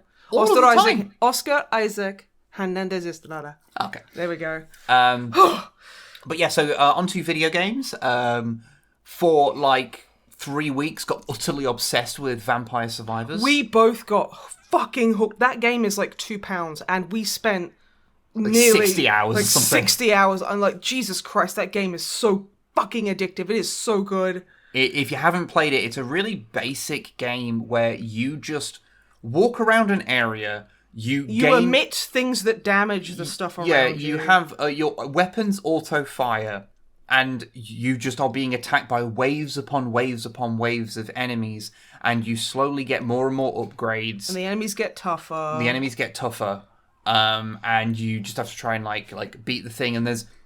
And and like every level you gain, because the majority of enemies will drop like experience crystals of certain colors, and like blue is the basic one, and red is when you get to fuck you. This gives you a lot of experience, and like every level you gain, you can choose to upgrade one of your weapons or like one of your other things that you have, and it's like the synergies and shit, and it gets so intense and deep, and it's like. It's one of those games where if you just break down the raw mechanics of it, they are so basic that it's actually really hard to, like, recommend it to someone. Like, if you describe the game, but like people go like, well, that sounds like a mobile game. And I believe it is on. Honestly, like you devices, could, you could play that on mobile and everything because it is like a really cute kind of like 16-bit kind of style. Yeah, it's very Castlevania. It reminds me of Castlevania in the way that it's straight up doing Castlevania look. But it is just such a refined version of this kind of game that it is so addictive. It is ruthlessly addictive to the point that it is one of the very few games that we have a 100% Steam achievement thing.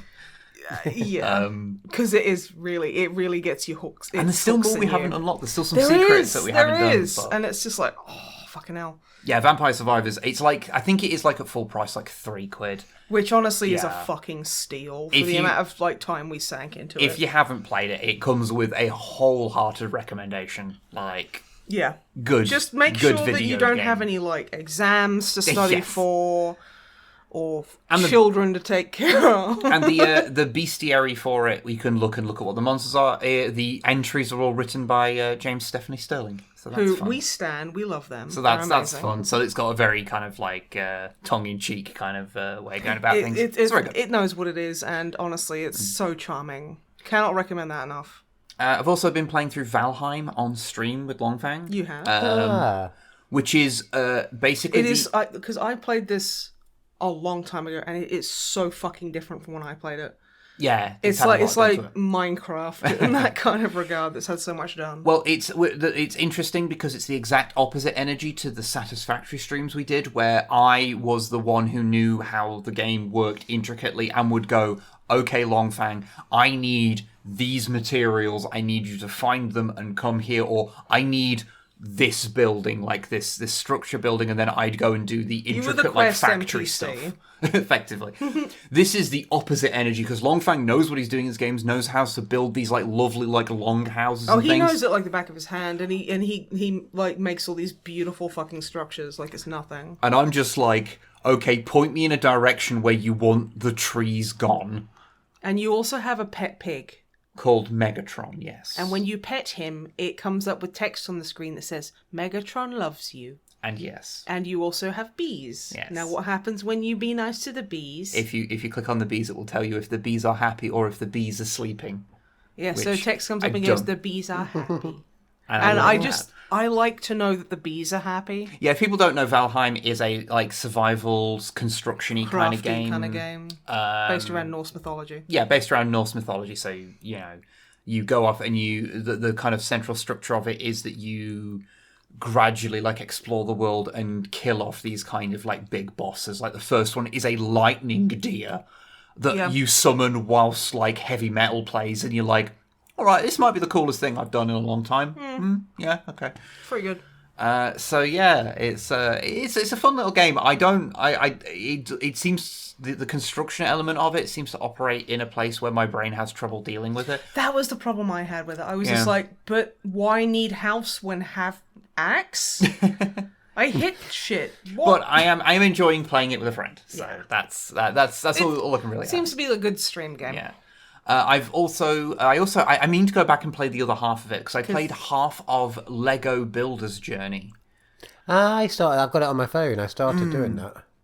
It was free on the Epic Games Store a little while ago. So, yeah. And it was around Christmas when they were doing one free game per 24 hours. So I was like, hey, Wib, just so you know, it's 10 minutes before I stream, but this is free. And he was like, fuck it, I'm doing that then. I was like, well, no, you told me that you'd got it like 15 minutes before a stream, and it was like one where I didn't know what I was going to do yet. And I was like, well, considering that that's been in the wish list for like a year and I've just not wanted to pay 15 quid for it, I guess I'm playing that. And yeah, it's a little puzzle game where you are little Lego people, but not minifigs. You are Lego people in the way that they would make Lego people in the 60s, before minifigs, when they would just be an abstracted series of blocks. So kind of like maybe a hot dog who's driving a car and it's 3 hot dog passengers. You understand the insinuation of humanity. But the simplicity is remarkable. I understand that's a callback, but no one knows what. Okay, sound off in the comments. Everyone knows. Just say, Wib, we know. Thank you. Am I going to have to make that picture like the thumbnail of the episode just so people know what's going on? No. I think it's funnier if you don't. Okay, I won't then. I won't then. We will. Well, you were saying you fucking talking about hot dog cars or whatever. I wasn't. No. Hot dog Lego cars. I was explicitly not talking about hot dogs or cars. Okay, we'll continue. Not talking about them. Anyway, it's a very abstracted kind of game where you are playing as like the smallest amount of bricks that you could have to represent a person. What's a collective noun for Lego bricks? Just don't say Legos. It makes me cry. Yeah. No, I hate that. It's Lego. It's not Legos. I know it's people like sheep. I know, like, it seems to be an American thing to say Legos, but it's Oh Lego. no, I hope you stand on a Legos. The plural of Lego is Lego. It's always been the case. It's just what it is. I'm sorry. It just is. You're wrong. I'm sorry. Yeah. There's not much that I get that upset about, honestly. It is. It does make it. It does make my eye twitch a little bit when I hear it. Yeah. I know. I can see it. Yeah. But yeah, so it's like the most basic amount of bricks it would take to actually represent a person. And it takes you through this little story, and like it's sort of like you're adventuring with your dad, and then your dad has to keep going to work. And so you can't play with your dad My parents anymore. never had that problem. Well, because my dad refused to work because he was a lazy prick. And he hated spending time with me. Ha-ha! Up yours, Lego! And so then the kid goes on a little adventure for himself. And it's... You're sitting there and you're going, this is like actually got an emotional core to it, and it's just a little puzzle game with Lego blocks. Like each level really is cute. just a small little. I did not pick up on the fact that it was a dad and a kid. Dude, you're a parent. Yeah, I'm not that far into it. I'm only a few levels in, but. Are you talking about your parenting or the game? But yeah. I'm not that into him yet. I don't know. He's all right. It does take a little bit before it gets into that kind of stuff.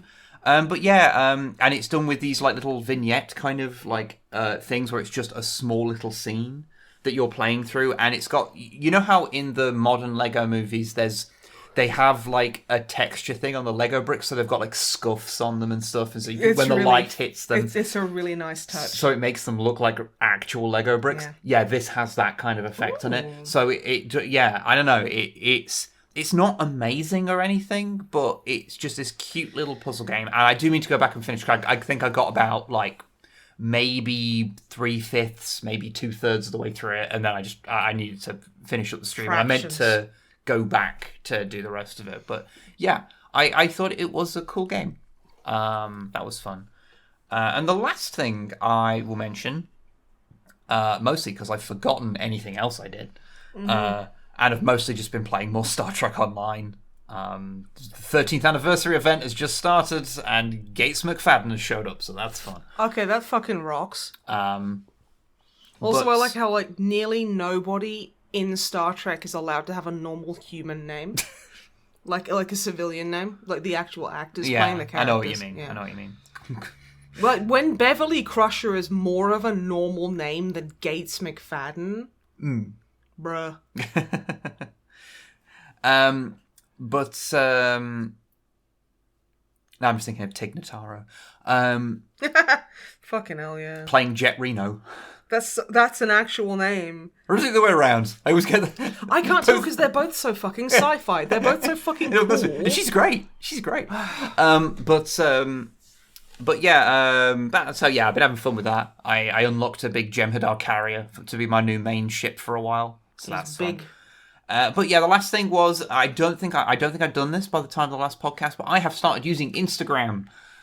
So if Long after its death knell. yes, but it was mostly because Twitter's like obviously falling apart at the seams, and I wanted to kind of get back into the habit of using another kind of social media thing, so that I wouldn't feel like when Twitter just collapses around Elon Musk's incompetent fucking feet. That it wouldn't, I'd have some other places to kind of do stuff whilst whatever replacement for that appears. Yeah. So I thought I'd start posting. I've basically been each day, or occasionally I'll forget a day, and occasionally I'll get sick for several weeks and then just not do it. But each day I've been posting a retro model that I've painted, sort of to have a bit of a sort of archive of all of the old models that I've painted. And so I've been doing that once a day on at Wib Does Stuff on Instagram. His stuff is very well photographed. The layout is incredibly aesthetically pleasing, and my husband is very attractive. So enjoy him. You wouldn't know that from the image I used for my Instagram. No, because avatar. I took it of you, like behind the scenes of. I don't even remember when it was because you had short hair. So like I don't know, a bit ago. pre-fucking Berlin Wall collapse. And you're just making like that cat face where they bite a foot and then they kind of pull away and go, "Ugh!" That's just the face that you're making. And I just took a photo of you, and it was just a picture I sent to you one day going, "You're hot," and then you were like, well, "That's my fucking Instagram image now." And it's fucking Christ. But yeah, I am so far liking Instagram because it is such a bad bit of social media. It is awful. I love that it. I don't actually feel the sort of need to like chase up things on it, because it barely like conveniently tells me of anything. Oh yeah. It just goes, oh, by the way, here's like a billion notifications, and I'm like, okay, cool. The thing is, it doesn't tell me when I get like DMs, but it'll tell me if somebody like liked a couple of things. So I'll get like Pedro Pascal in my DMs, which I get like 2 a day. I'm not even joking. Yeah. Of Pedro Pascal's new accounts. He's just he's such a thirsty boy. But currently it's I see your pictures when you post them, but I've not noticed the checkerboard you're making with them. Yeah. Oh yeah. I've been alternating the red and blue backgrounds of my models. Which is I didn't notice that. pleasing. I didn't notice that until I've just gone to your like page. I just realised, is that what it's called on Instagram? I don't know nor care. Profile. Fair. Also, I just realised that I was very complimentary of your Instagram account, but not of the models you were posting. I was like, oh yeah, like, he does alternating backgrounds, which is very aesthetically pleasing. But no, the models are also fucking gorgeous, and they're all like nostalgic hipster shit. So I know that the underside of that tank isn't painted, so I'm not that impressed. ooh, time to wank off angrily in a It's mirror. got a hole in it as well. It's got a big gaping hole, which apparently matters to people. Oh, people are very, very... A lot of people have very, very specific opinions about gaping, honey. Yeah, that's true. That's true. I do understand, like, as in terms of like if it feels like less of a complete product without it being a complete thing, but if that bothers you, you can just fill up the hole.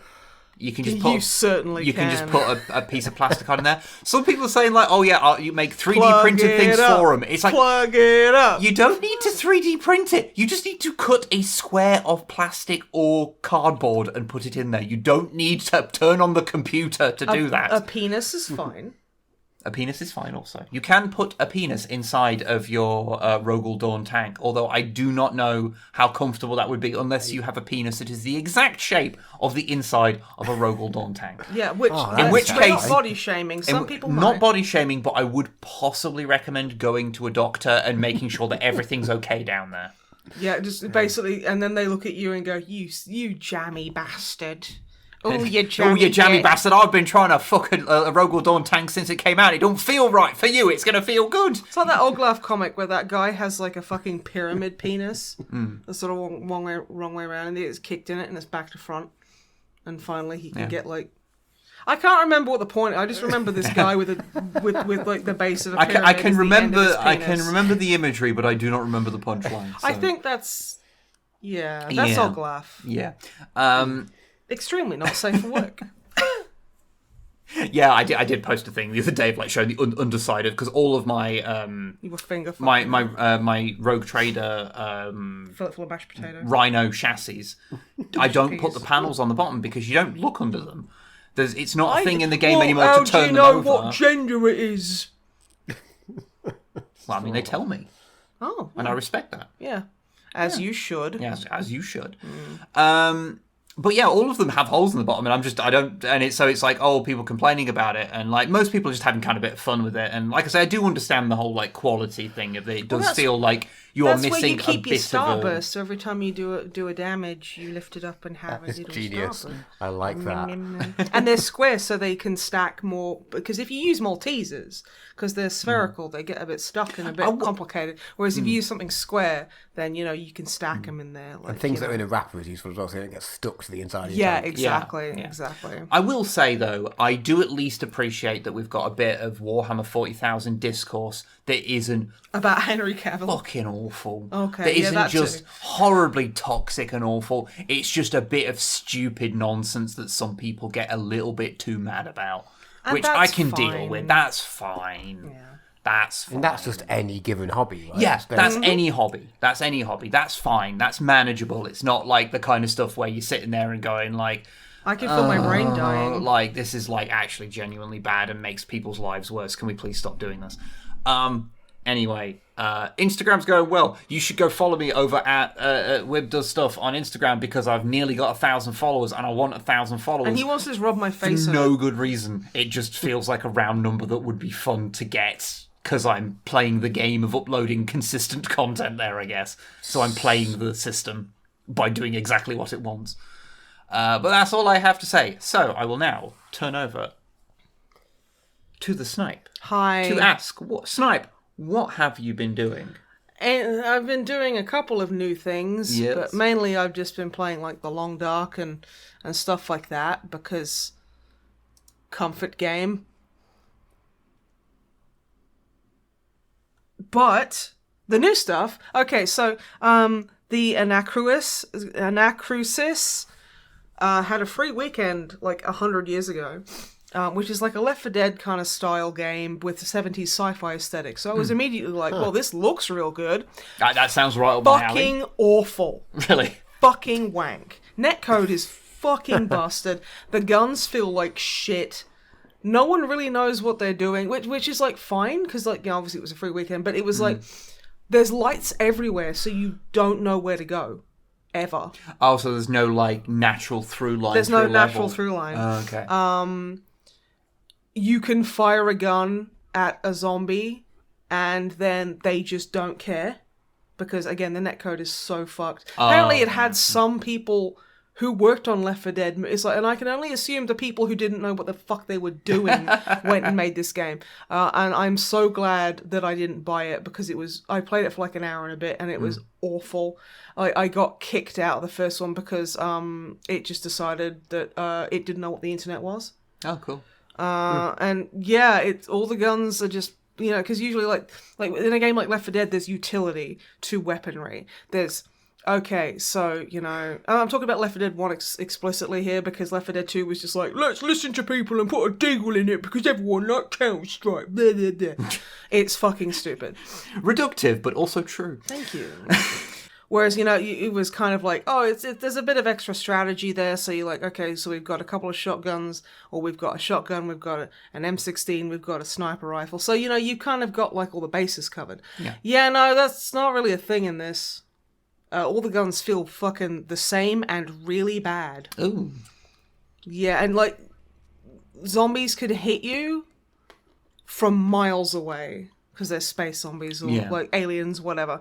And I really didn't like it. And they were trying to push a fucking season pass on me the moment I booted the game up. And I'm like, well, I already am coming in on this. Nice fucking try. Nice try, fuckhead. I'm not doing it. But yeah, didn't like that at all.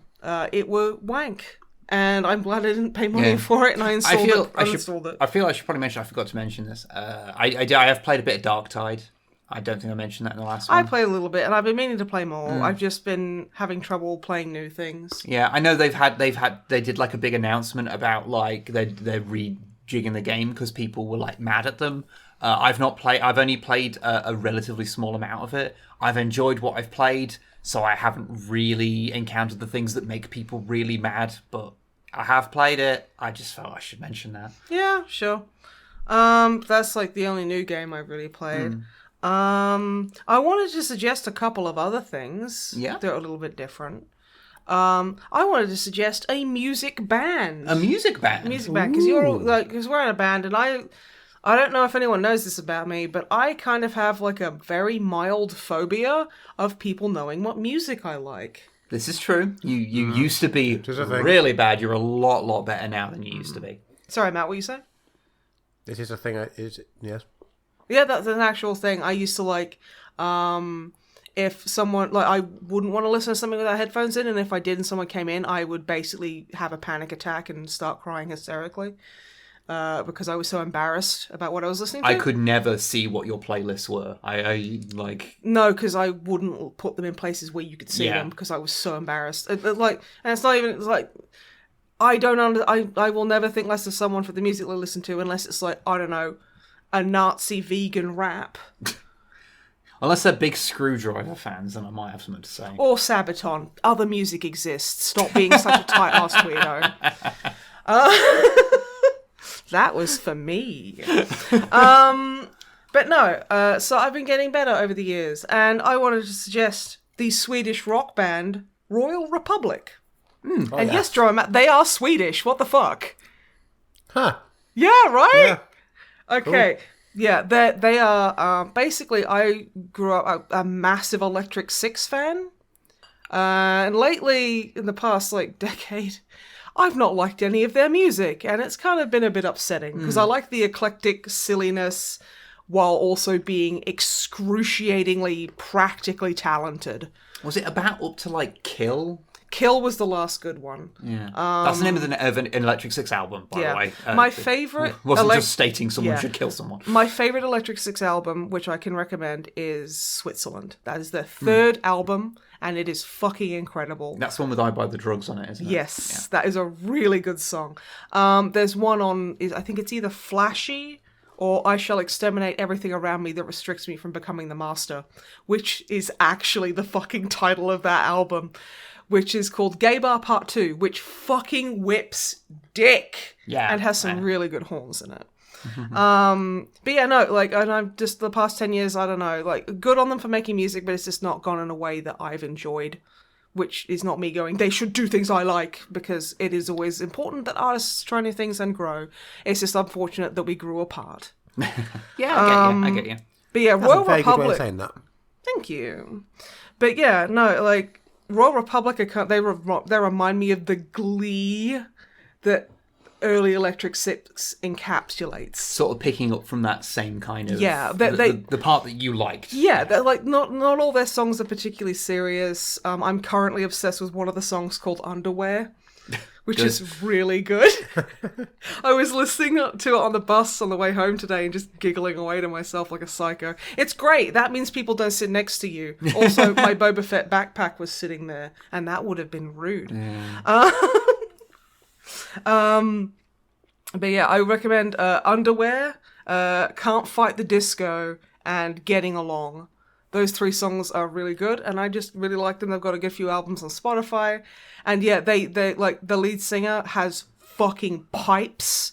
He can sing, like he can sing, and like yeah, the music in it, like the instrumentalism is also fucking great. They've got such a good sound, and I just really like them. And also I'm going to recommend one that's probably less palatable called The Cadillac 3, which is just kind of country rock. And I just really like them. And yeah, probably a lot of people won't, but I don't care. So if we do music recommendations, can I do one? No. Oh, shit. Okay. Yeah, alright, go on. I mean, it's kind of a thing of like me getting over a phobia, but if you want to come in and just... No, I just thought I'd just add one on to like, sure, this is an idea. Yeah, sure, go for it. Because I've been listening to a band called Hans Gruber and the Diehards a lot recently, which is an amazing name for a band. Okay, yeah, like everyone's forgotten what I've said. They're just like, Hans Gruber and the fucking what now? They're a skacore band. No one is surprised. And they, although I would say that they are one of those bands that I would put as like, I don't know, like genre ambivalent. Like they kind of do whatever. Like it's sort of like, oh, what does this song feel like it should be? And then they just are that. But like their default is skacore band. You know what I mean? And yeah, they just do a lot of quite silly songs. And yeah, gets very heavy sometimes, gets very silly sometimes.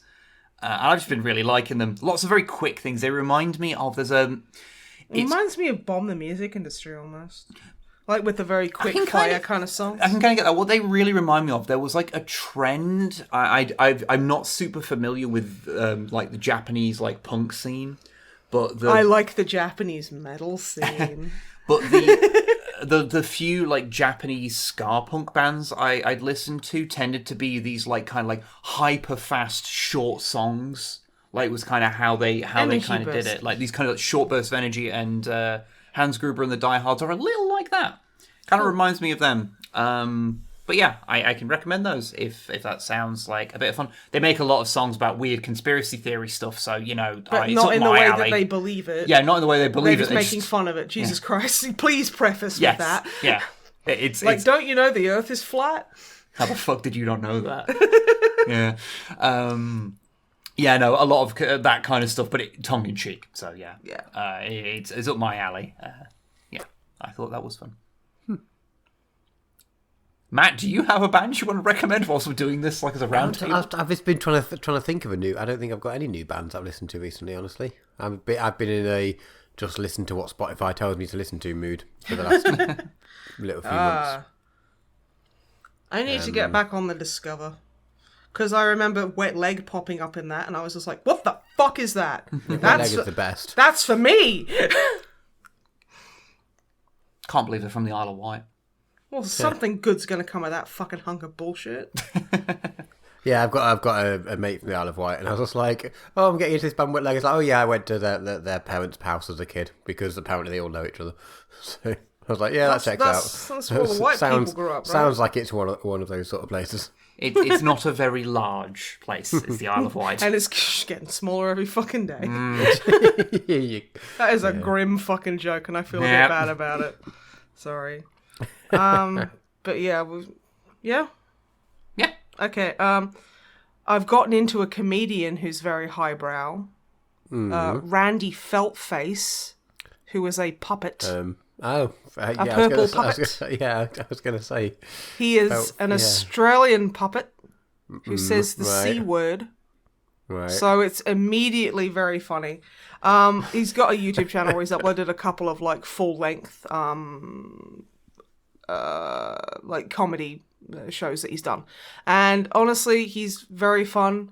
The puppetry is very good. I have watched a couple of the shows, and yeah, his the guy very behind, I forget his name. Oh, his name is Heath something. Yeah, he's a very good puppeteer. He is, yeah. And like there's a lot of very natural kind of movements that the puppet does. And the guy's obviously, like, he was a puppeteer first and then started being, you know, a comedian with his puppet. And yeah, it's good stuff. And it gets into some existentialism, or like all the best stuff does. He takes a few pot shots at Ernest Hemingway, who was a fucking prick. So nice. Very nice. And yeah, he's fun. He hasn't said anything that makes me hate him yet, which you've always got to worry about as someone who isn't a cishet white dude, who getting into a comedian's work. So yeah, so far so good on Randy Feltface, can recommend. But yeah, also watching Junji Ito Maniac, the new Netflix thing, because I watched the original Junji Ito anime, and it was so fucking terrible. It was only from a couple of years ago, wasn't it? It was quite recent, and like to the point where like it didn't have any shading, and when people were walking, it was just a still image of someone that they were moving up and down, and not in the cutaway kind of South Park kind of way, in a we don't want to put money into this because we fucking hate people enjoying things. It starts out with one of the worst stories, which is the family something. Strange siblings something. Yeah, and it's about... It's bad. It's not very good. And yeah, the art still, I don't think it fully is as good as it should be, but it's also... Junji Ito's manga work is so dependent on actually reading it as a manga. He's like I remember Super Eye Patch Wolf did a good video on like the horror of Junji Ito and how the manga, the original anime that they did a couple of years ago, failed so spectacularly. And how it's just, he's a master of the page turn jump scare. And it's true, he is. Like, you know, you're looking at the last frame on the page and you go, and something's horrible is about to happen. You're like, something bad is going to happen. And you turn it and it's this big, massively over-detailed piece of, like, horror artwork. And you're like, oh, fuck, okay, yikes. There was one story that I think they did incredibly well, which is I think it's the Toontown, which... content warning for suicide and stuff, and like just shock horror, but it is a really cool kind of like little short story of his, and I think that they did the last few frames of it fucking shook me to my core. Like, Jesus, like, no words, just an image, and it fucking tells you everything, and you're just like, Jesus Christ. It was, you know, oh, okay, you know, but yeah, no, I'm getting through that, and honestly, it tends to, like, I think I was talking to you about it, Wib, and you were like, yeah, because most of the big ones, like Toei, like Tomie, rather, and stuff like that, they've already been snapped up, like up in licenses and stuff like that. So it's obviously they're gonna be focusing on more of his B-side or unknown kind of works. And yeah, they do, and like it's like there's one where that it follows this creepy dude around who's like he's always got nails in his mouth. I can't remember his fucking name. And it's just, I don't like any of the stories with him. His character, I think, is called Suichi, and I really don't like him. And he's not interesting, he's not scary, and at least in any stories I've read. And yeah, I'm trying to talk over my neighbor fucking singing horrifically. God, I hate him. I fucking hate him. Anyway, but yeah, no, it's significantly better than the other manga that they tried to do with, like, I don't know, 5 pounds and like a pile of lint and pubes. Yeah, it wasn't great, that little one. It was very bad, and I really didn't like it. But no, this one, it's fine. It's not amazing. But, you know, it's like if you wanted to get into kind of like some of his more unknown works, then yeah, I can recommend it. It's interesting. I had a bit of fun with it. And that's basically all I've been doing, apart from, you know, getting my ass kicked in the long dark, because they've released a new kind of thing where they're staggering like little bits of new content. Yeah. Like they've got like a roadmap or something. I don't know. But yeah. So that's me done. Okie dokie. Well, we're doing something a little different with the questions this time. Yes, we asked on Twitter.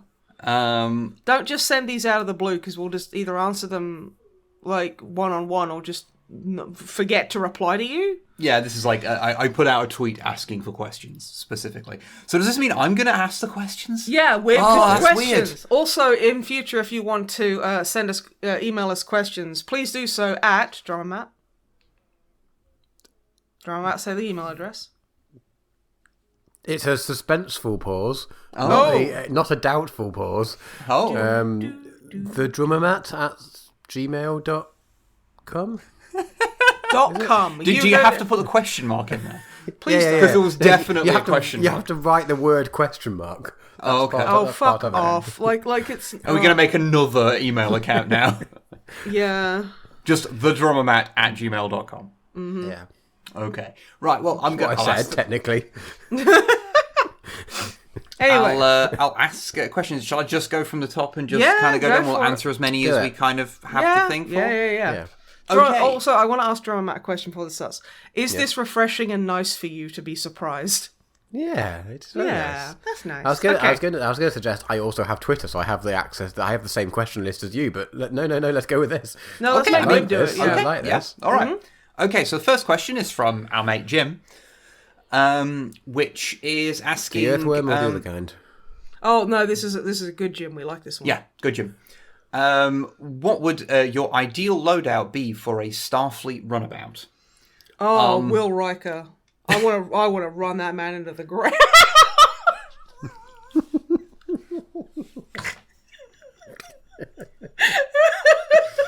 See, I was just going to say I always had a fondness for the roll bar on the top that has the torpedo launcher. Yeah, I but, guess that's good. You know what else has a torpedo launcher?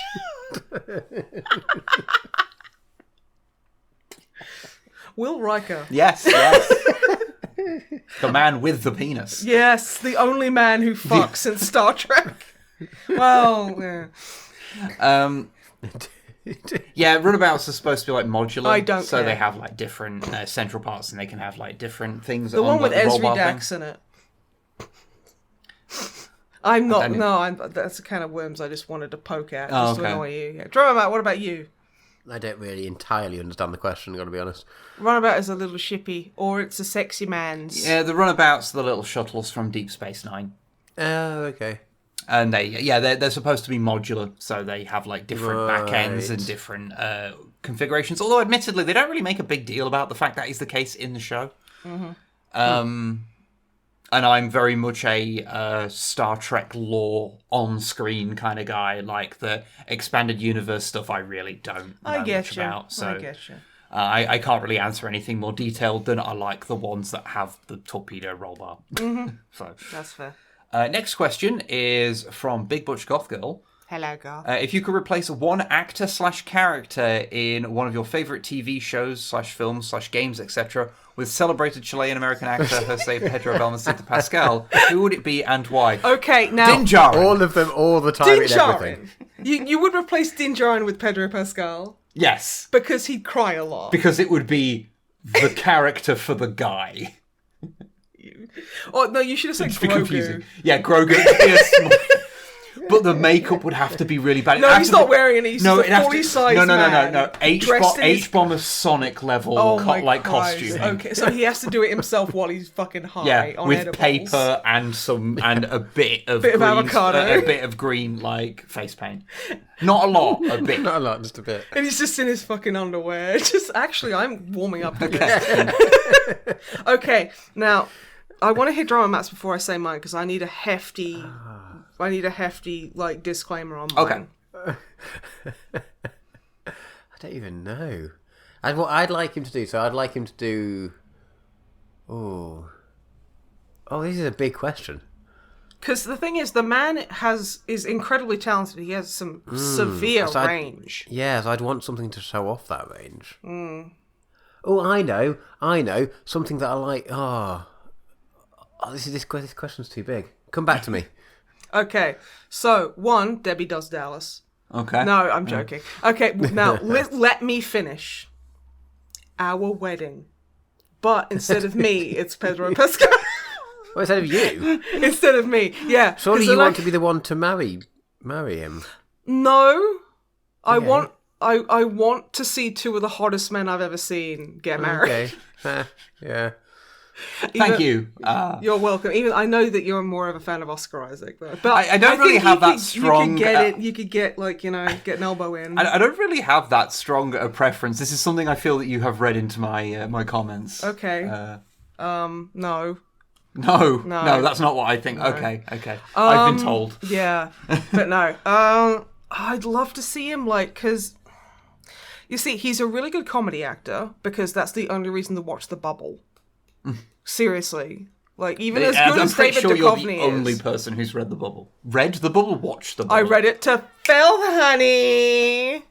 I'm sorry, I've been watching a lot of lately. He's also really good at playing the dickhead. Everyone can stop asking me if I've seen The Last of Us because I'm not in an emotional place to watch that. Not only because I discovered something about myself,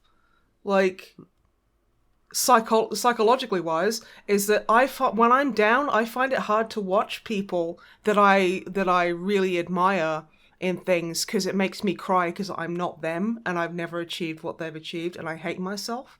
So it's don't worry, I'm seeing a therapist. But it is that kind of puts a bit of a dampener on stuff. Yeah.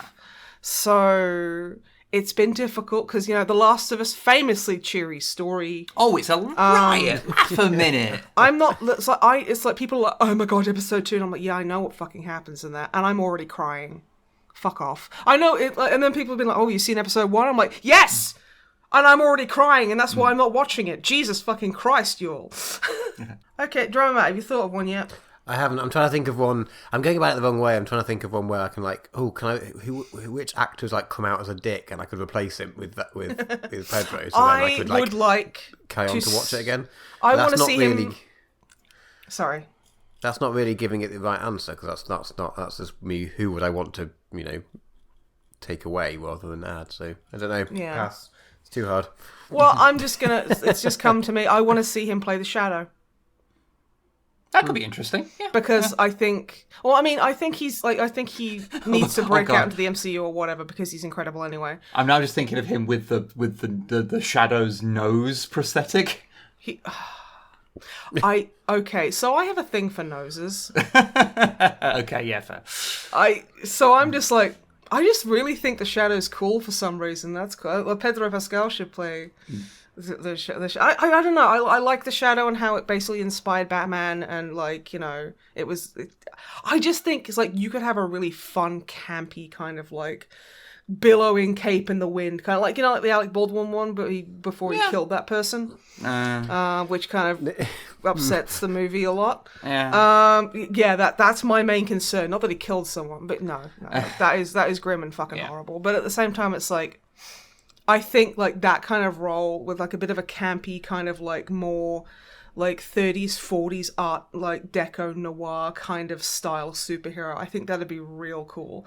Yeah. It's like how Nicolas Cage was made to play Spider-Noir. Yes, absolutely. Yeah. So that was perfect fucking casting. Fight me physically. But yeah, that's my answer. Okay, cool. You still got nothing, Matt?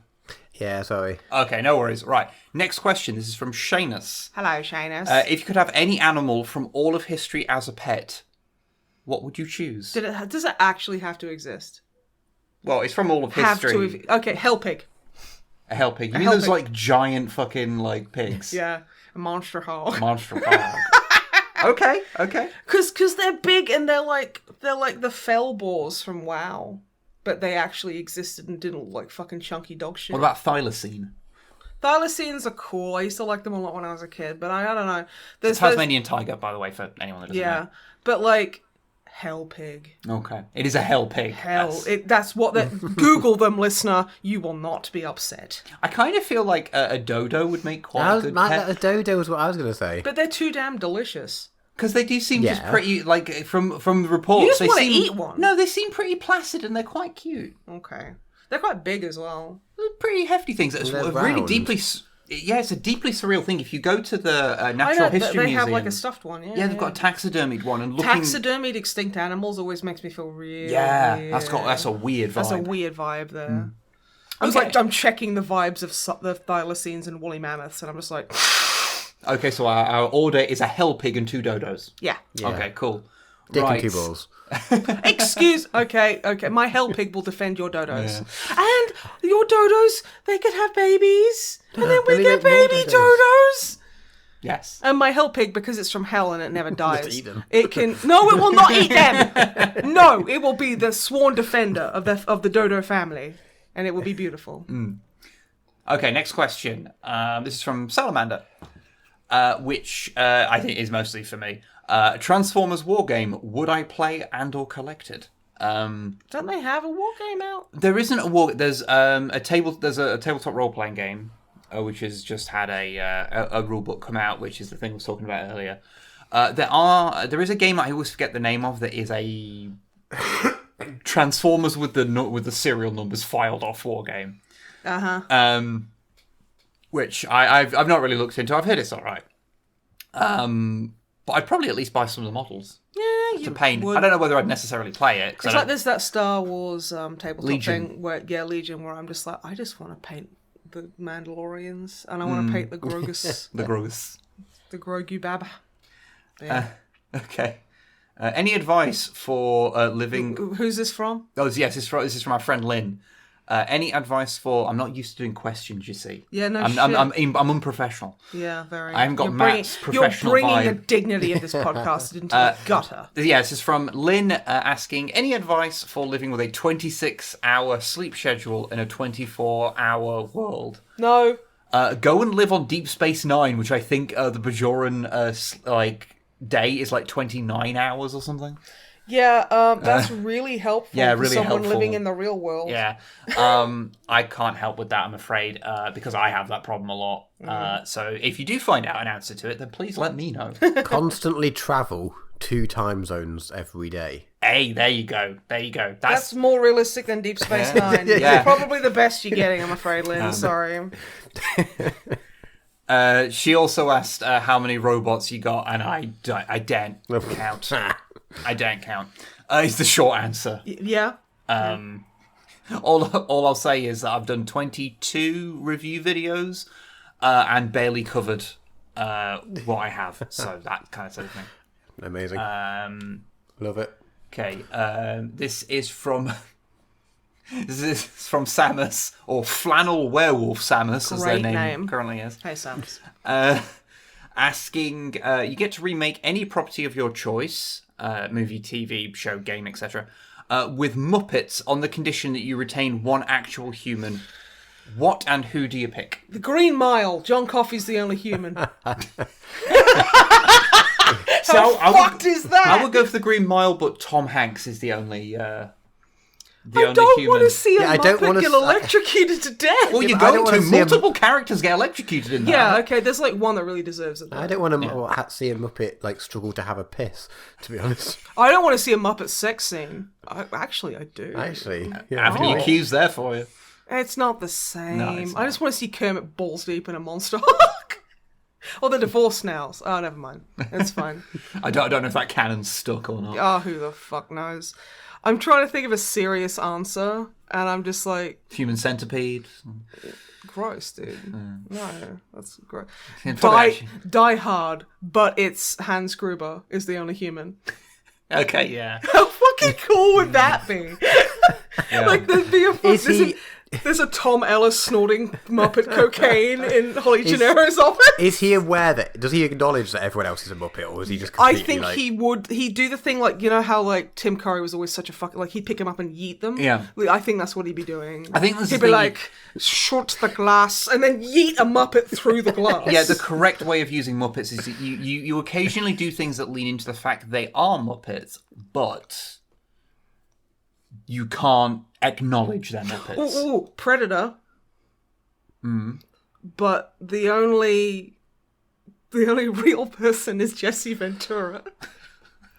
Because he's a fucking He is already. He is already a Muppet. He is already a cartoon of a man. He is already a cartoon. So he's like, I was a Navy SEAL, and like Kermit is like Dutch. What I love about Dylan, you son of a bitch. What I love about Jesse Ventura is go onto his Wikipedia page and try and figure out his personal politics in under 5 minutes. Because they're good, but weird. They are confusing.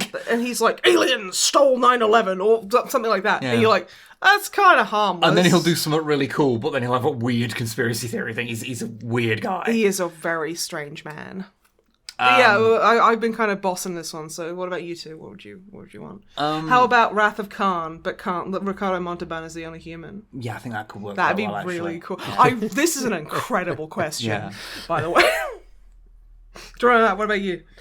I'm struggling to think of any films or TV series again. I think I'm too tired. How about for this. Glass Onion? Because it's the last movie you mentioned. But with Daniel Bond. Craig. Daniel Craig. Yeah. Apparently, I can't remember his real name. Apparently not. Yeah, that would be incredible, actually. How about The Unbearable Weight of Massive Talent? Actually, I just want to watch that Ooh, movie again. But who would you want to get rid of? Because you can't. I don't want to to get rid of either of them because Nicolas you have Cage to do and Pedro both. Pascal had such an incredible. There's They would two have choices. to be. There's two choices. I think the most, as much as I love Pedrito, it would have to be Yeah. him being the Muppet because Nicolas Cage is already so much larger than life. And he is And again. He is a overact- cartoon character, and he like, is, and the thing especially is, in that. and he's amping it up so Yeah. much in that. But you could have Nicky play as a Muppet. The physical manifestation of his younger self in his own mind. Yeah, you could have. I feel like he'd be played by what's the name of the like really Italian looking like Muppet character? Swedish Chef. No. There's like one who's the one who I think is supposed to be a bit of a John Travolta like kind of. Oh, like he's like a greaser. Yeah. Oh, I don't know. I forget. But yeah, I really. He want would be that. a good younger. He would be a really good Nicky. It's not accurate, but it feels But like it should it's got be. the energy The matches, vibe. the vibe matches. Yeah, absolutely. Oh, Inquisitor. The short film. Yeah. Okay. But the only human is Angra's Soul Destroyer. Okay. Again, because he is functionally a Muppet already. Yeah. Okay. This is literally just identify the people who overact. Yeah, identify the person who is already a Muppet and retain them. The other option is, of course, you pick like a deeply serious movie and then you make like just like The one Unbearable Weight of characters. Massive Talent, which is a maturely written, deeply character-driven adult drama. I think you could do like Goodfellas and just replace all of them with Muppets and change nothing about it, and it would be hilarious. They had like in the Muppet Show, they had like gangster characters like that, and I can't remember. When I think of Goodfellas parodies, I always think of the Good Feathers from Good Animaniacs. Feathers, yeah. So. Yeah. Okay, let's. Your pizzas. Okay, drama. You don't have an answer? Well, I mean, I don't even want to say it now. Well, go on. We want to hear. Do you really? Yes. Yeah. Well, it's a Liam Neeson film, Okay. I think. Yeah, that's right. I think it's Liam Neeson. Little old. Can we do Schindler's List with Muppets? Is that too intensive? That was the first one I was going to suggest. The Yeah. second one I was going to suggest was The Boy in Striped Pajamas. Which, Yeah, I know. Oscar bait. Bullshit, didn't happen, fucking garbage. It's like of every horrifying element of that dark shit in human history, and you had to make shit up. Fuck you. If I remember rightly, like every Pisses me off. like Holocaust memorial charity is like, do not fucking read this in an educational setting. Don't do It is all wrong. Yeah. Okay, next question. Saving Private Ryan, but but the German is the only human character.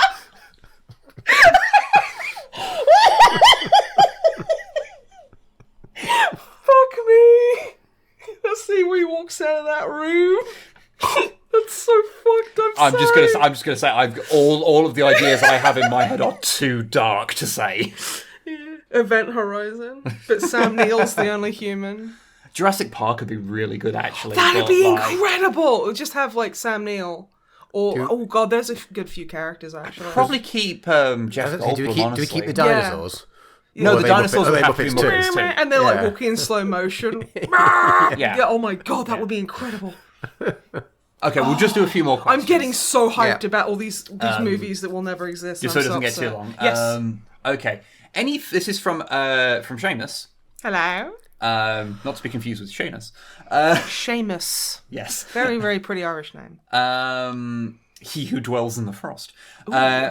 Any foods that you were super excited to try, and then when the time came, you were either disappointed that they didn't live up to expectations or entirely surpassed it. Twinkies, they fucking suck. Candy corn, fucking wank. The thing is, I knew it was going to be shit. I just didn't know how awful it was actually going to be. And it was so bad. You thought it was merely going to be average, and then it turns out to actually just be like eating candle wax. It's not even like that fancy candle wax. Like you get Yankee candles or fucking shit. It's like eating Poundland fucking wax that some kids already fucking like pissed and shit in. It's horrible. And Twinkies are inedible. Just awful. Twinkies are most of the Hostess cakes are disgustingly inedible. They're just pure sugar. I can't deal with them. It's sugar and stodge. Yeah. That's what I really like. The French are the best at really fluffy, like sponge and stuff. Leave it to the fucking French. America, just cease. Fucking cease. Drummer Matt. And the French were just like, just 6 what? Did you? I sent Drummer Matt's wife a joke that was purely in French because you can understand it in every language. And it was basically in French, it was like, what do you call a man who only wears flip-flop, like thongs, or or like rubber sandals? And it's Philippe. It was very funny. And I've made it very unfunny. Good. Let's pretend that was funny. Drummer Matt. What's the question? I had a good answer.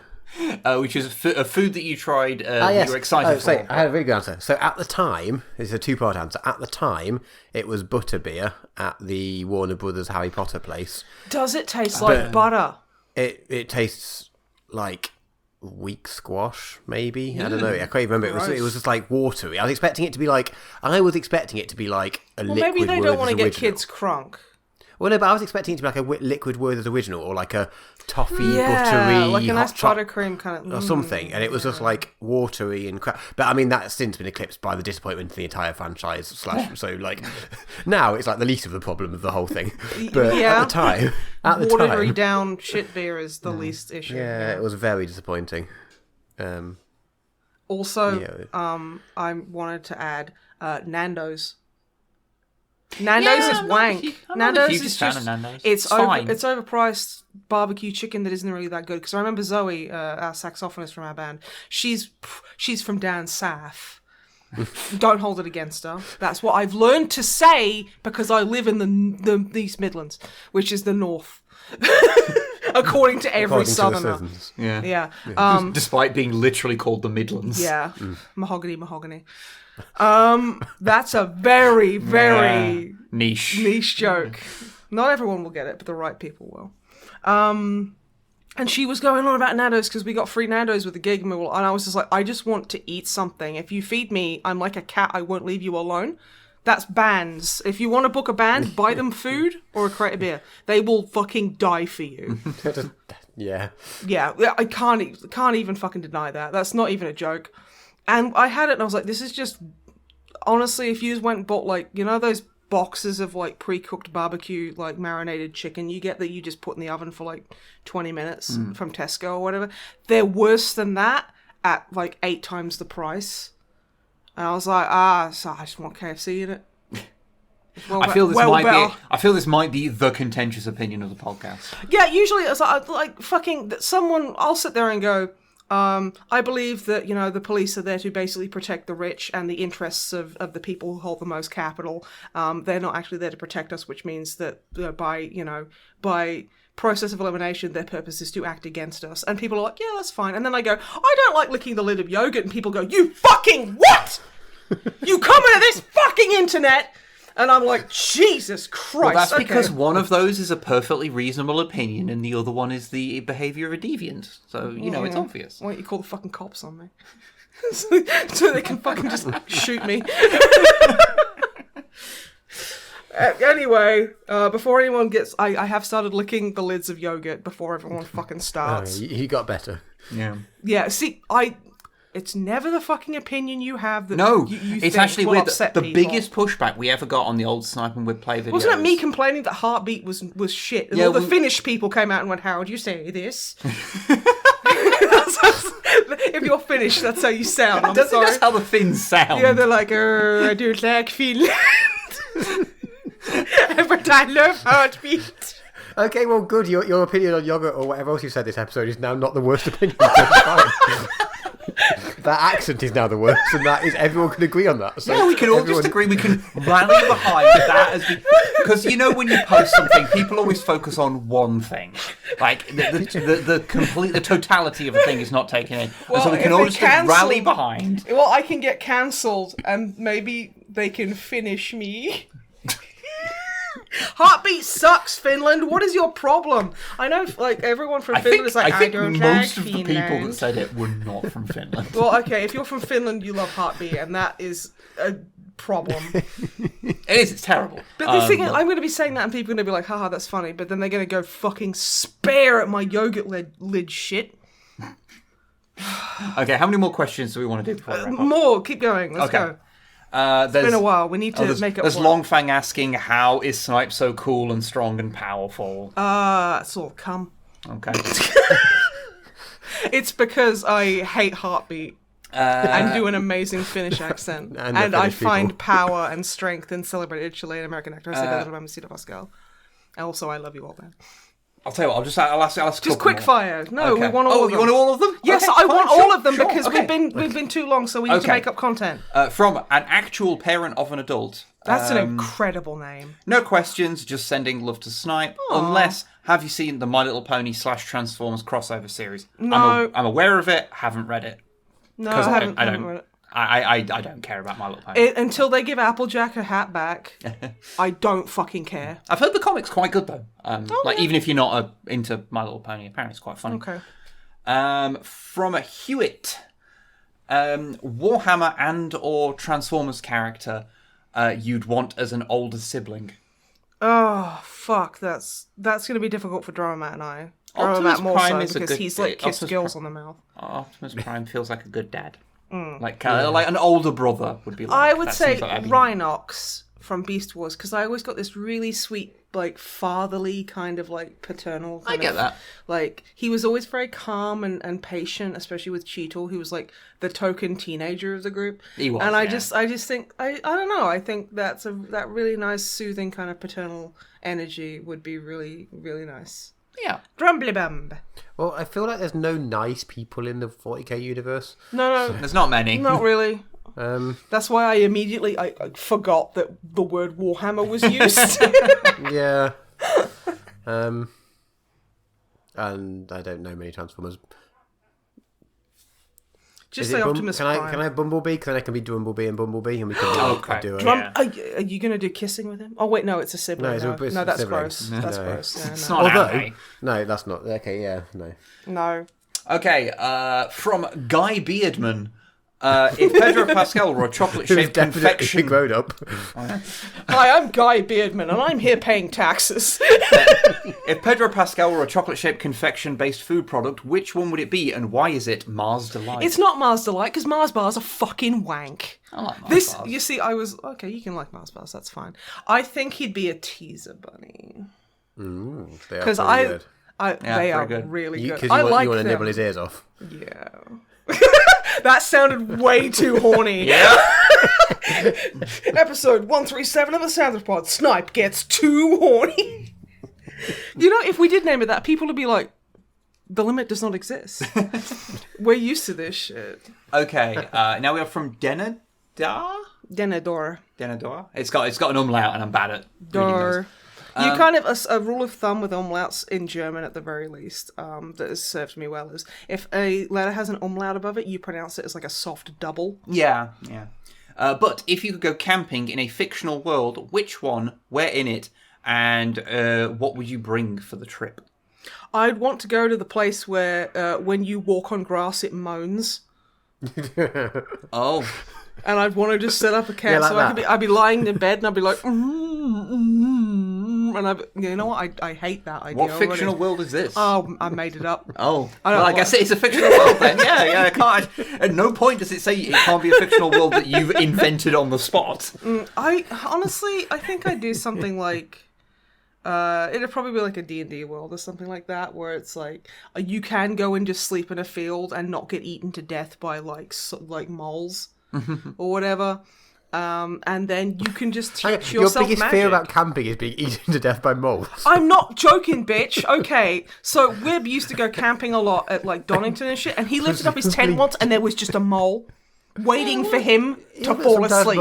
Moles hang out. No, He's just a cute little guy. they're not. Have you seen them walk? They are fucking abominations. It's because they're not supposed to be walking on the surface. They don't belong up here, and they don't want us to be here either. No, they're just happy to be deep dwellers. No, I do not like them. They dwell in the deep and they keep the horrors pushed back. They're the ones who are offer preventing me from my hell pig legacy. They are not. You can't say that they are. You are projecting No. your whack of a hell pig onto a completely innocent creature. I'm not having this conversation again. Okay, no. I actually have no idea how to answer this one with the perfect honest. I would say the world that the Pyro lives in from TF2. What about you, Drumbly Bum? Somewhere warm. You can't tell it's January right now, can you? Somewhere warm and somewhere it doesn't rain. But it also So somehow the isn't sun. dry. No, but it also isn't too warm and it isn't too dry. You are I don't so know. fucking English. Oh, it's too warm, it's too cold, it's too wet, it's too dry. Basically about anywhere Poor that's like people are too alive. 500 miles south of where you are right now. In the middle of the ocean. Listen, I want to live... Okay, but seriously though.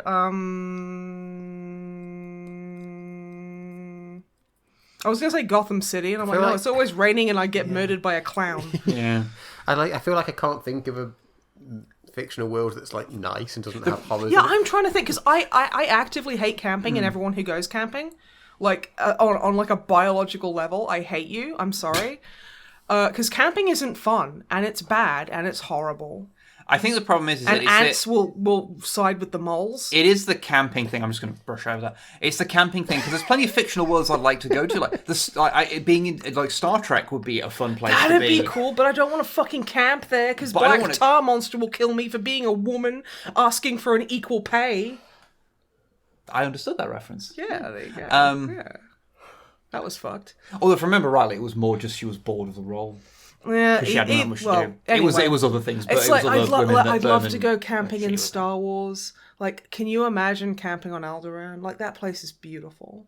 for a bit. Well, let's pretend that it still exists. Not so much now. Like, okay, but like back in the day, Alderaan, like that'd be Yeah. nice. You know, like the Nerfs kind of like frolicking in the background, and it's just I like that. Or like, you know, Kaldabe before it got glassed. Yeah. You know, I'd like to do that. That's but a while ago. cons camping. Because they glassed it themselves a fair bit. Yeah.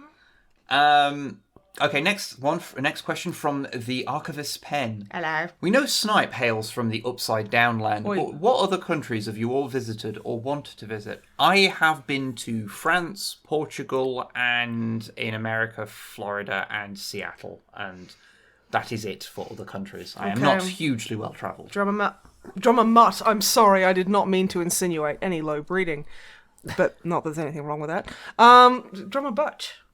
You've been a bit of a globetrotter, haven't you? Well, not really. I've done various bits of Europe, quite a fair bit of Europe. Drummer does Europe. But outside of that, there's not that much done. Yeah, New York in the States. always wanted to go to Toronto New and York. Montreal in Canada. Always want to go to Montreal. You've been and to then Oz? Australia, yeah, Brisbane, Sydney. You've been to and New Zealand? New Zealand. We did a lap of the South Island of New Zealand. Oh, I haven't been anywhere. I just went and filleted a Balrog, and I went and fucked an emu. Okay, I that's- don't know why they're all sexual. I think that's like four. I've named 4 countries out of the 220 odd countries that there are. Okay, how many 260 countries? bones in the human body, that's 4. How many countries in Europe have you been to? Okay. Because you can't just count Europe as one. country. Okay, I mean it's all the same. French, Germain. France, Spain, Portugal, Belgium, Holland,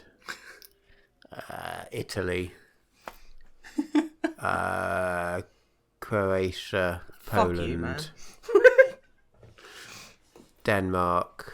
Fucking hell. I think that's it. Wow. So not many places. Oh, you're a globetrotter. Not really. I've just been to every fucking, country ever. Anyway. And where do you want to go? Ireland. Okay. That Just was answered. any island or just an island? No, that was Ireland, adding okay. on, Ireland, adding on bit from the previous list. Where I'd like to go, I'd love to go to Japan.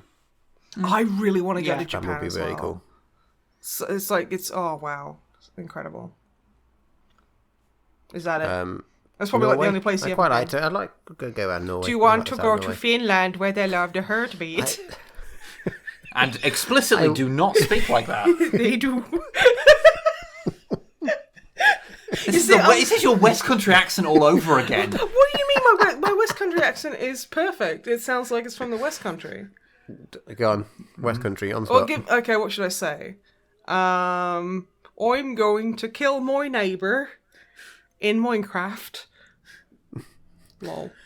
See, that was hilarious. That was incredible. See, you can't even say anything about it because it's so good.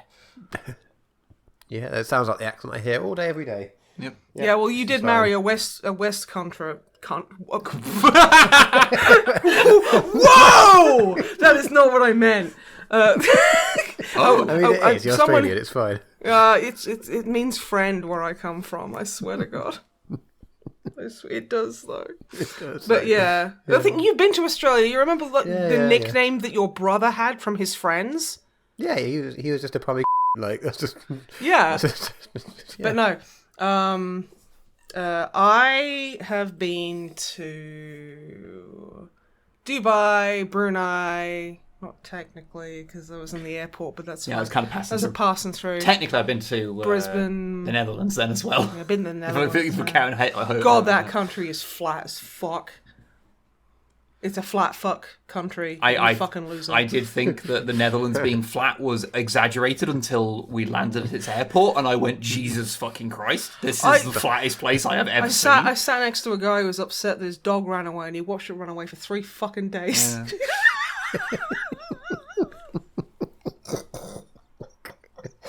What even is that joke? Be careful with that joke. That's old. It's brittle.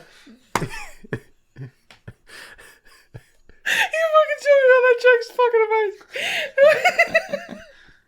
amazing. No, I've been to Seattle.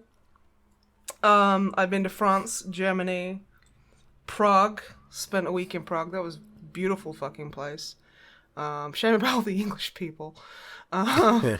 Not even joking. I mean, same can be said about England, to be frank. Yeah.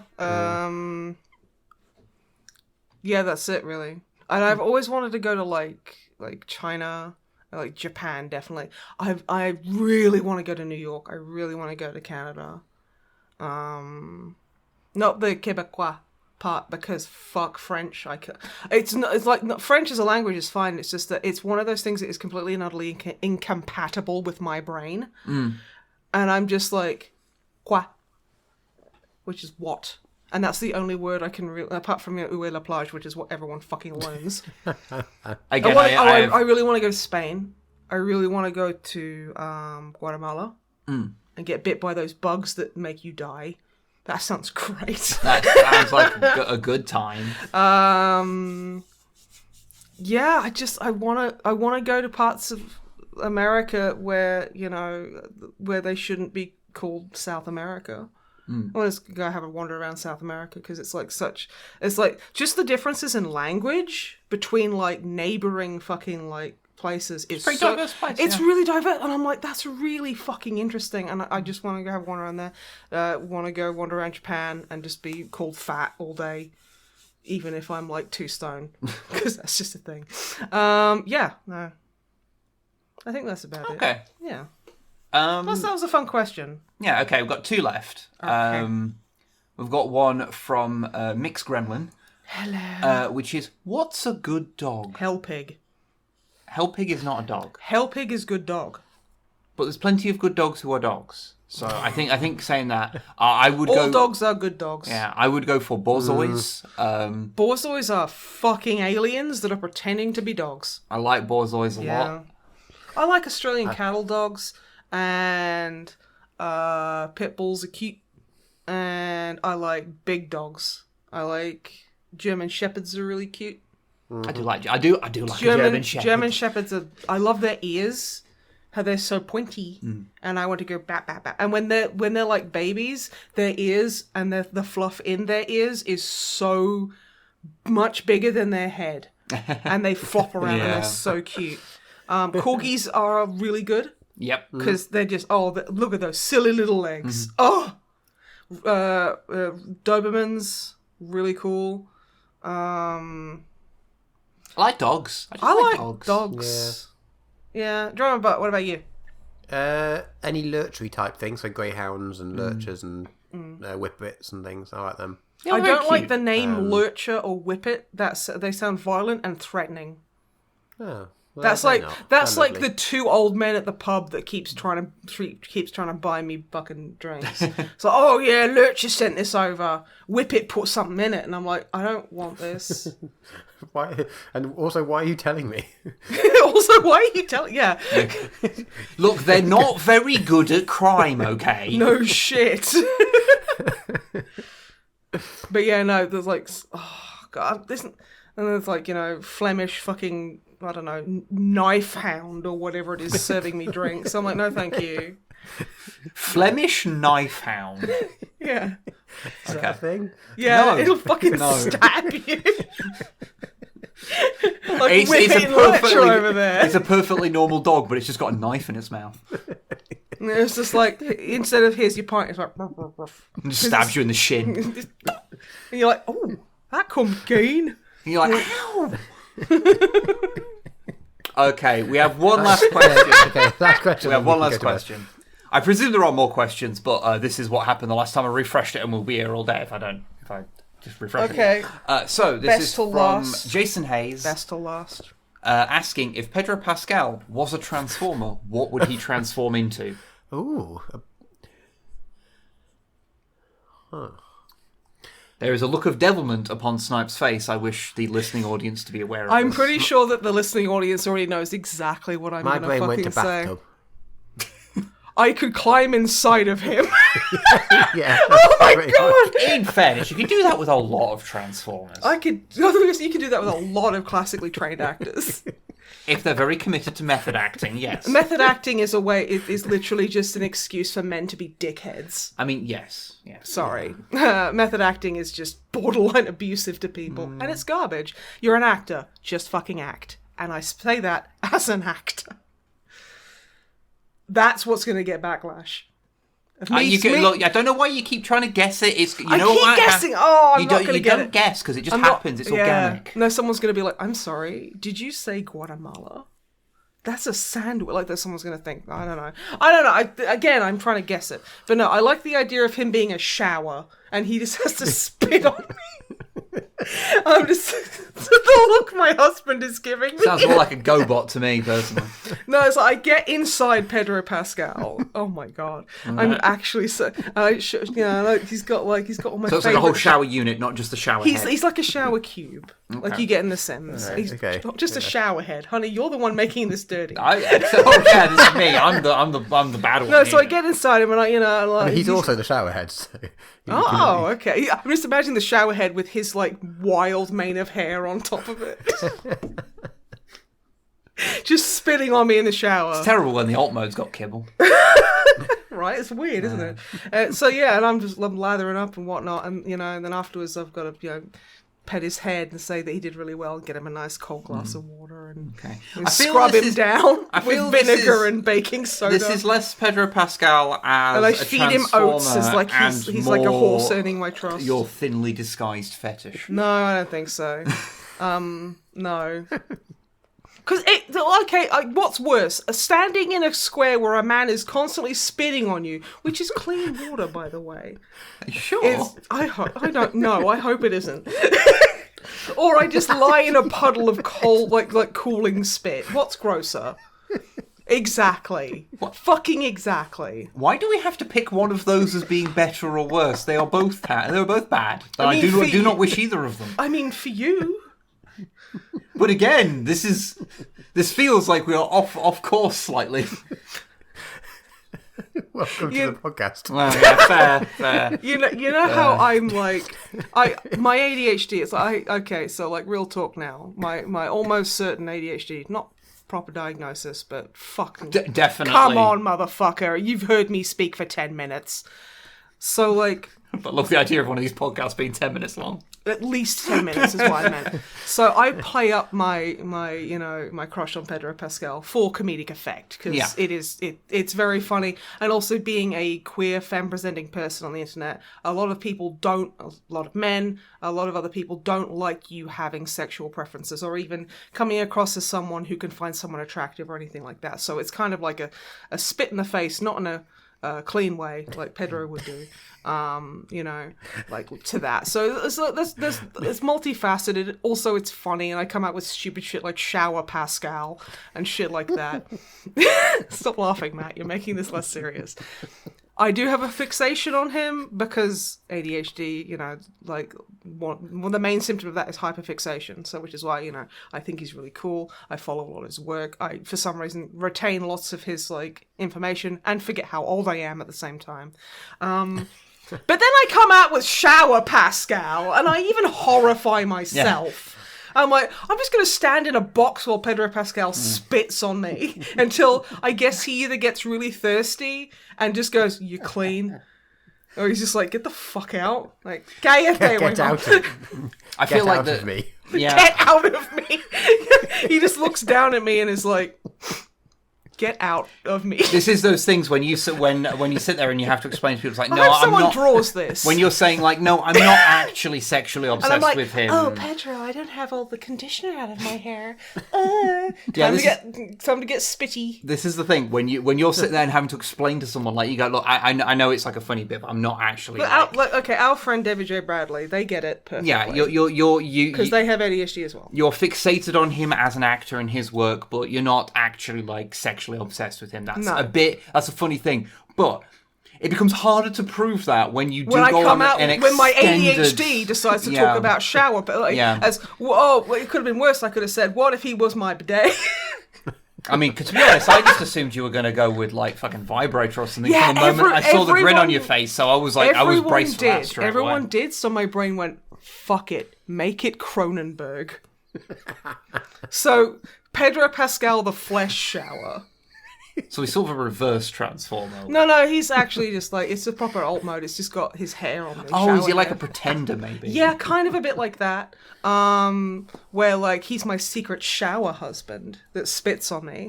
I keep having to say that he spits on me because you are making your own case harder. My disability is not letting me forget that. Yeah. So if anything, you're watching me have a moment. Yeah. This is. The life of a person with ADHD is wrought with struggles. Shower Pascal is proof of that. Yes.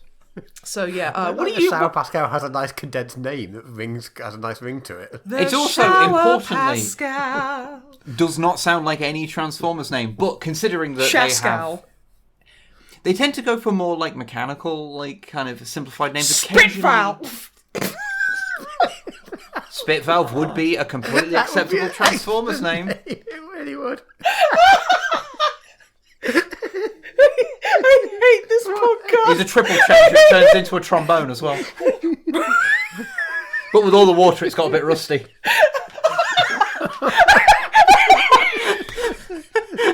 Okay, no more podcast. This has been the final episode of the MisanthroPod. We will never do this again. Ever. I hate you, man. You're horrible. All the shit I've just come out with for the past 15 fucking minutes, and you just fucking slam dunk it. Yep. Thank you, everyone, for listening to whatever this auditory nightmare is. Celebrated Chilean-American shower. Spitvalve. Jose Pedro Spitvalve Pascal. I don't like it. There's a texture of that I find deeply unnerving. Is it like a kind of thick water? It's like, yeah, it takes me ages to get off. God, just fucking kill me. Probably it just takes so long for the pressure to get up.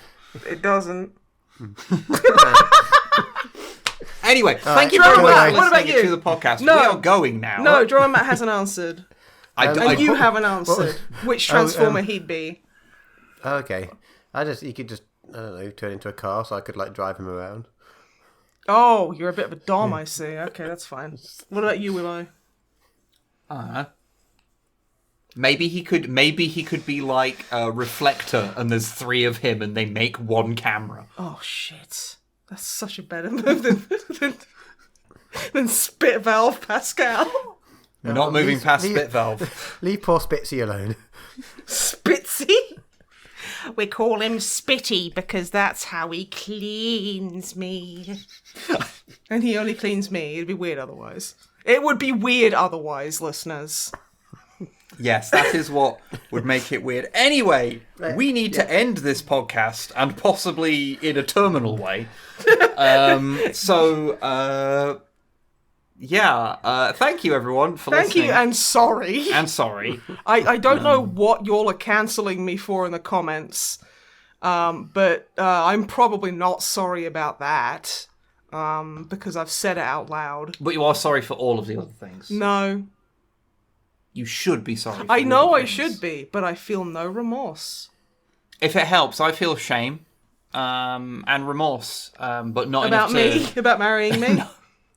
But I don't feel any of it enough to change my thoughts or actions. Okay, Drama, what about you? Are you ashamed and upset about ashamed? me? Or yourself? I mean, I'm mostly just sleepy. Okay, so this is the thing. Drama Matt's our, like, normal... Like, he's our barometer. Yeah.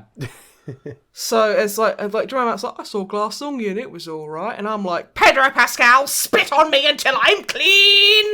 This is a Finnish accent. You know, so yeah. Thanks for listening. Please send us questions. They can be about Pedro Pascal if you'd like. Although I don't think anyone will ever say that name to me again. I feel like people have gone, don't think I need to hear any more of this anymore. No, Goodbye! there's like one person rubbing their grubby hands on their pajama pants, being like, Goodbye, everybody! Okay, fine. Goodbye, everyone. Bye. Ugh. I'm going to press stop.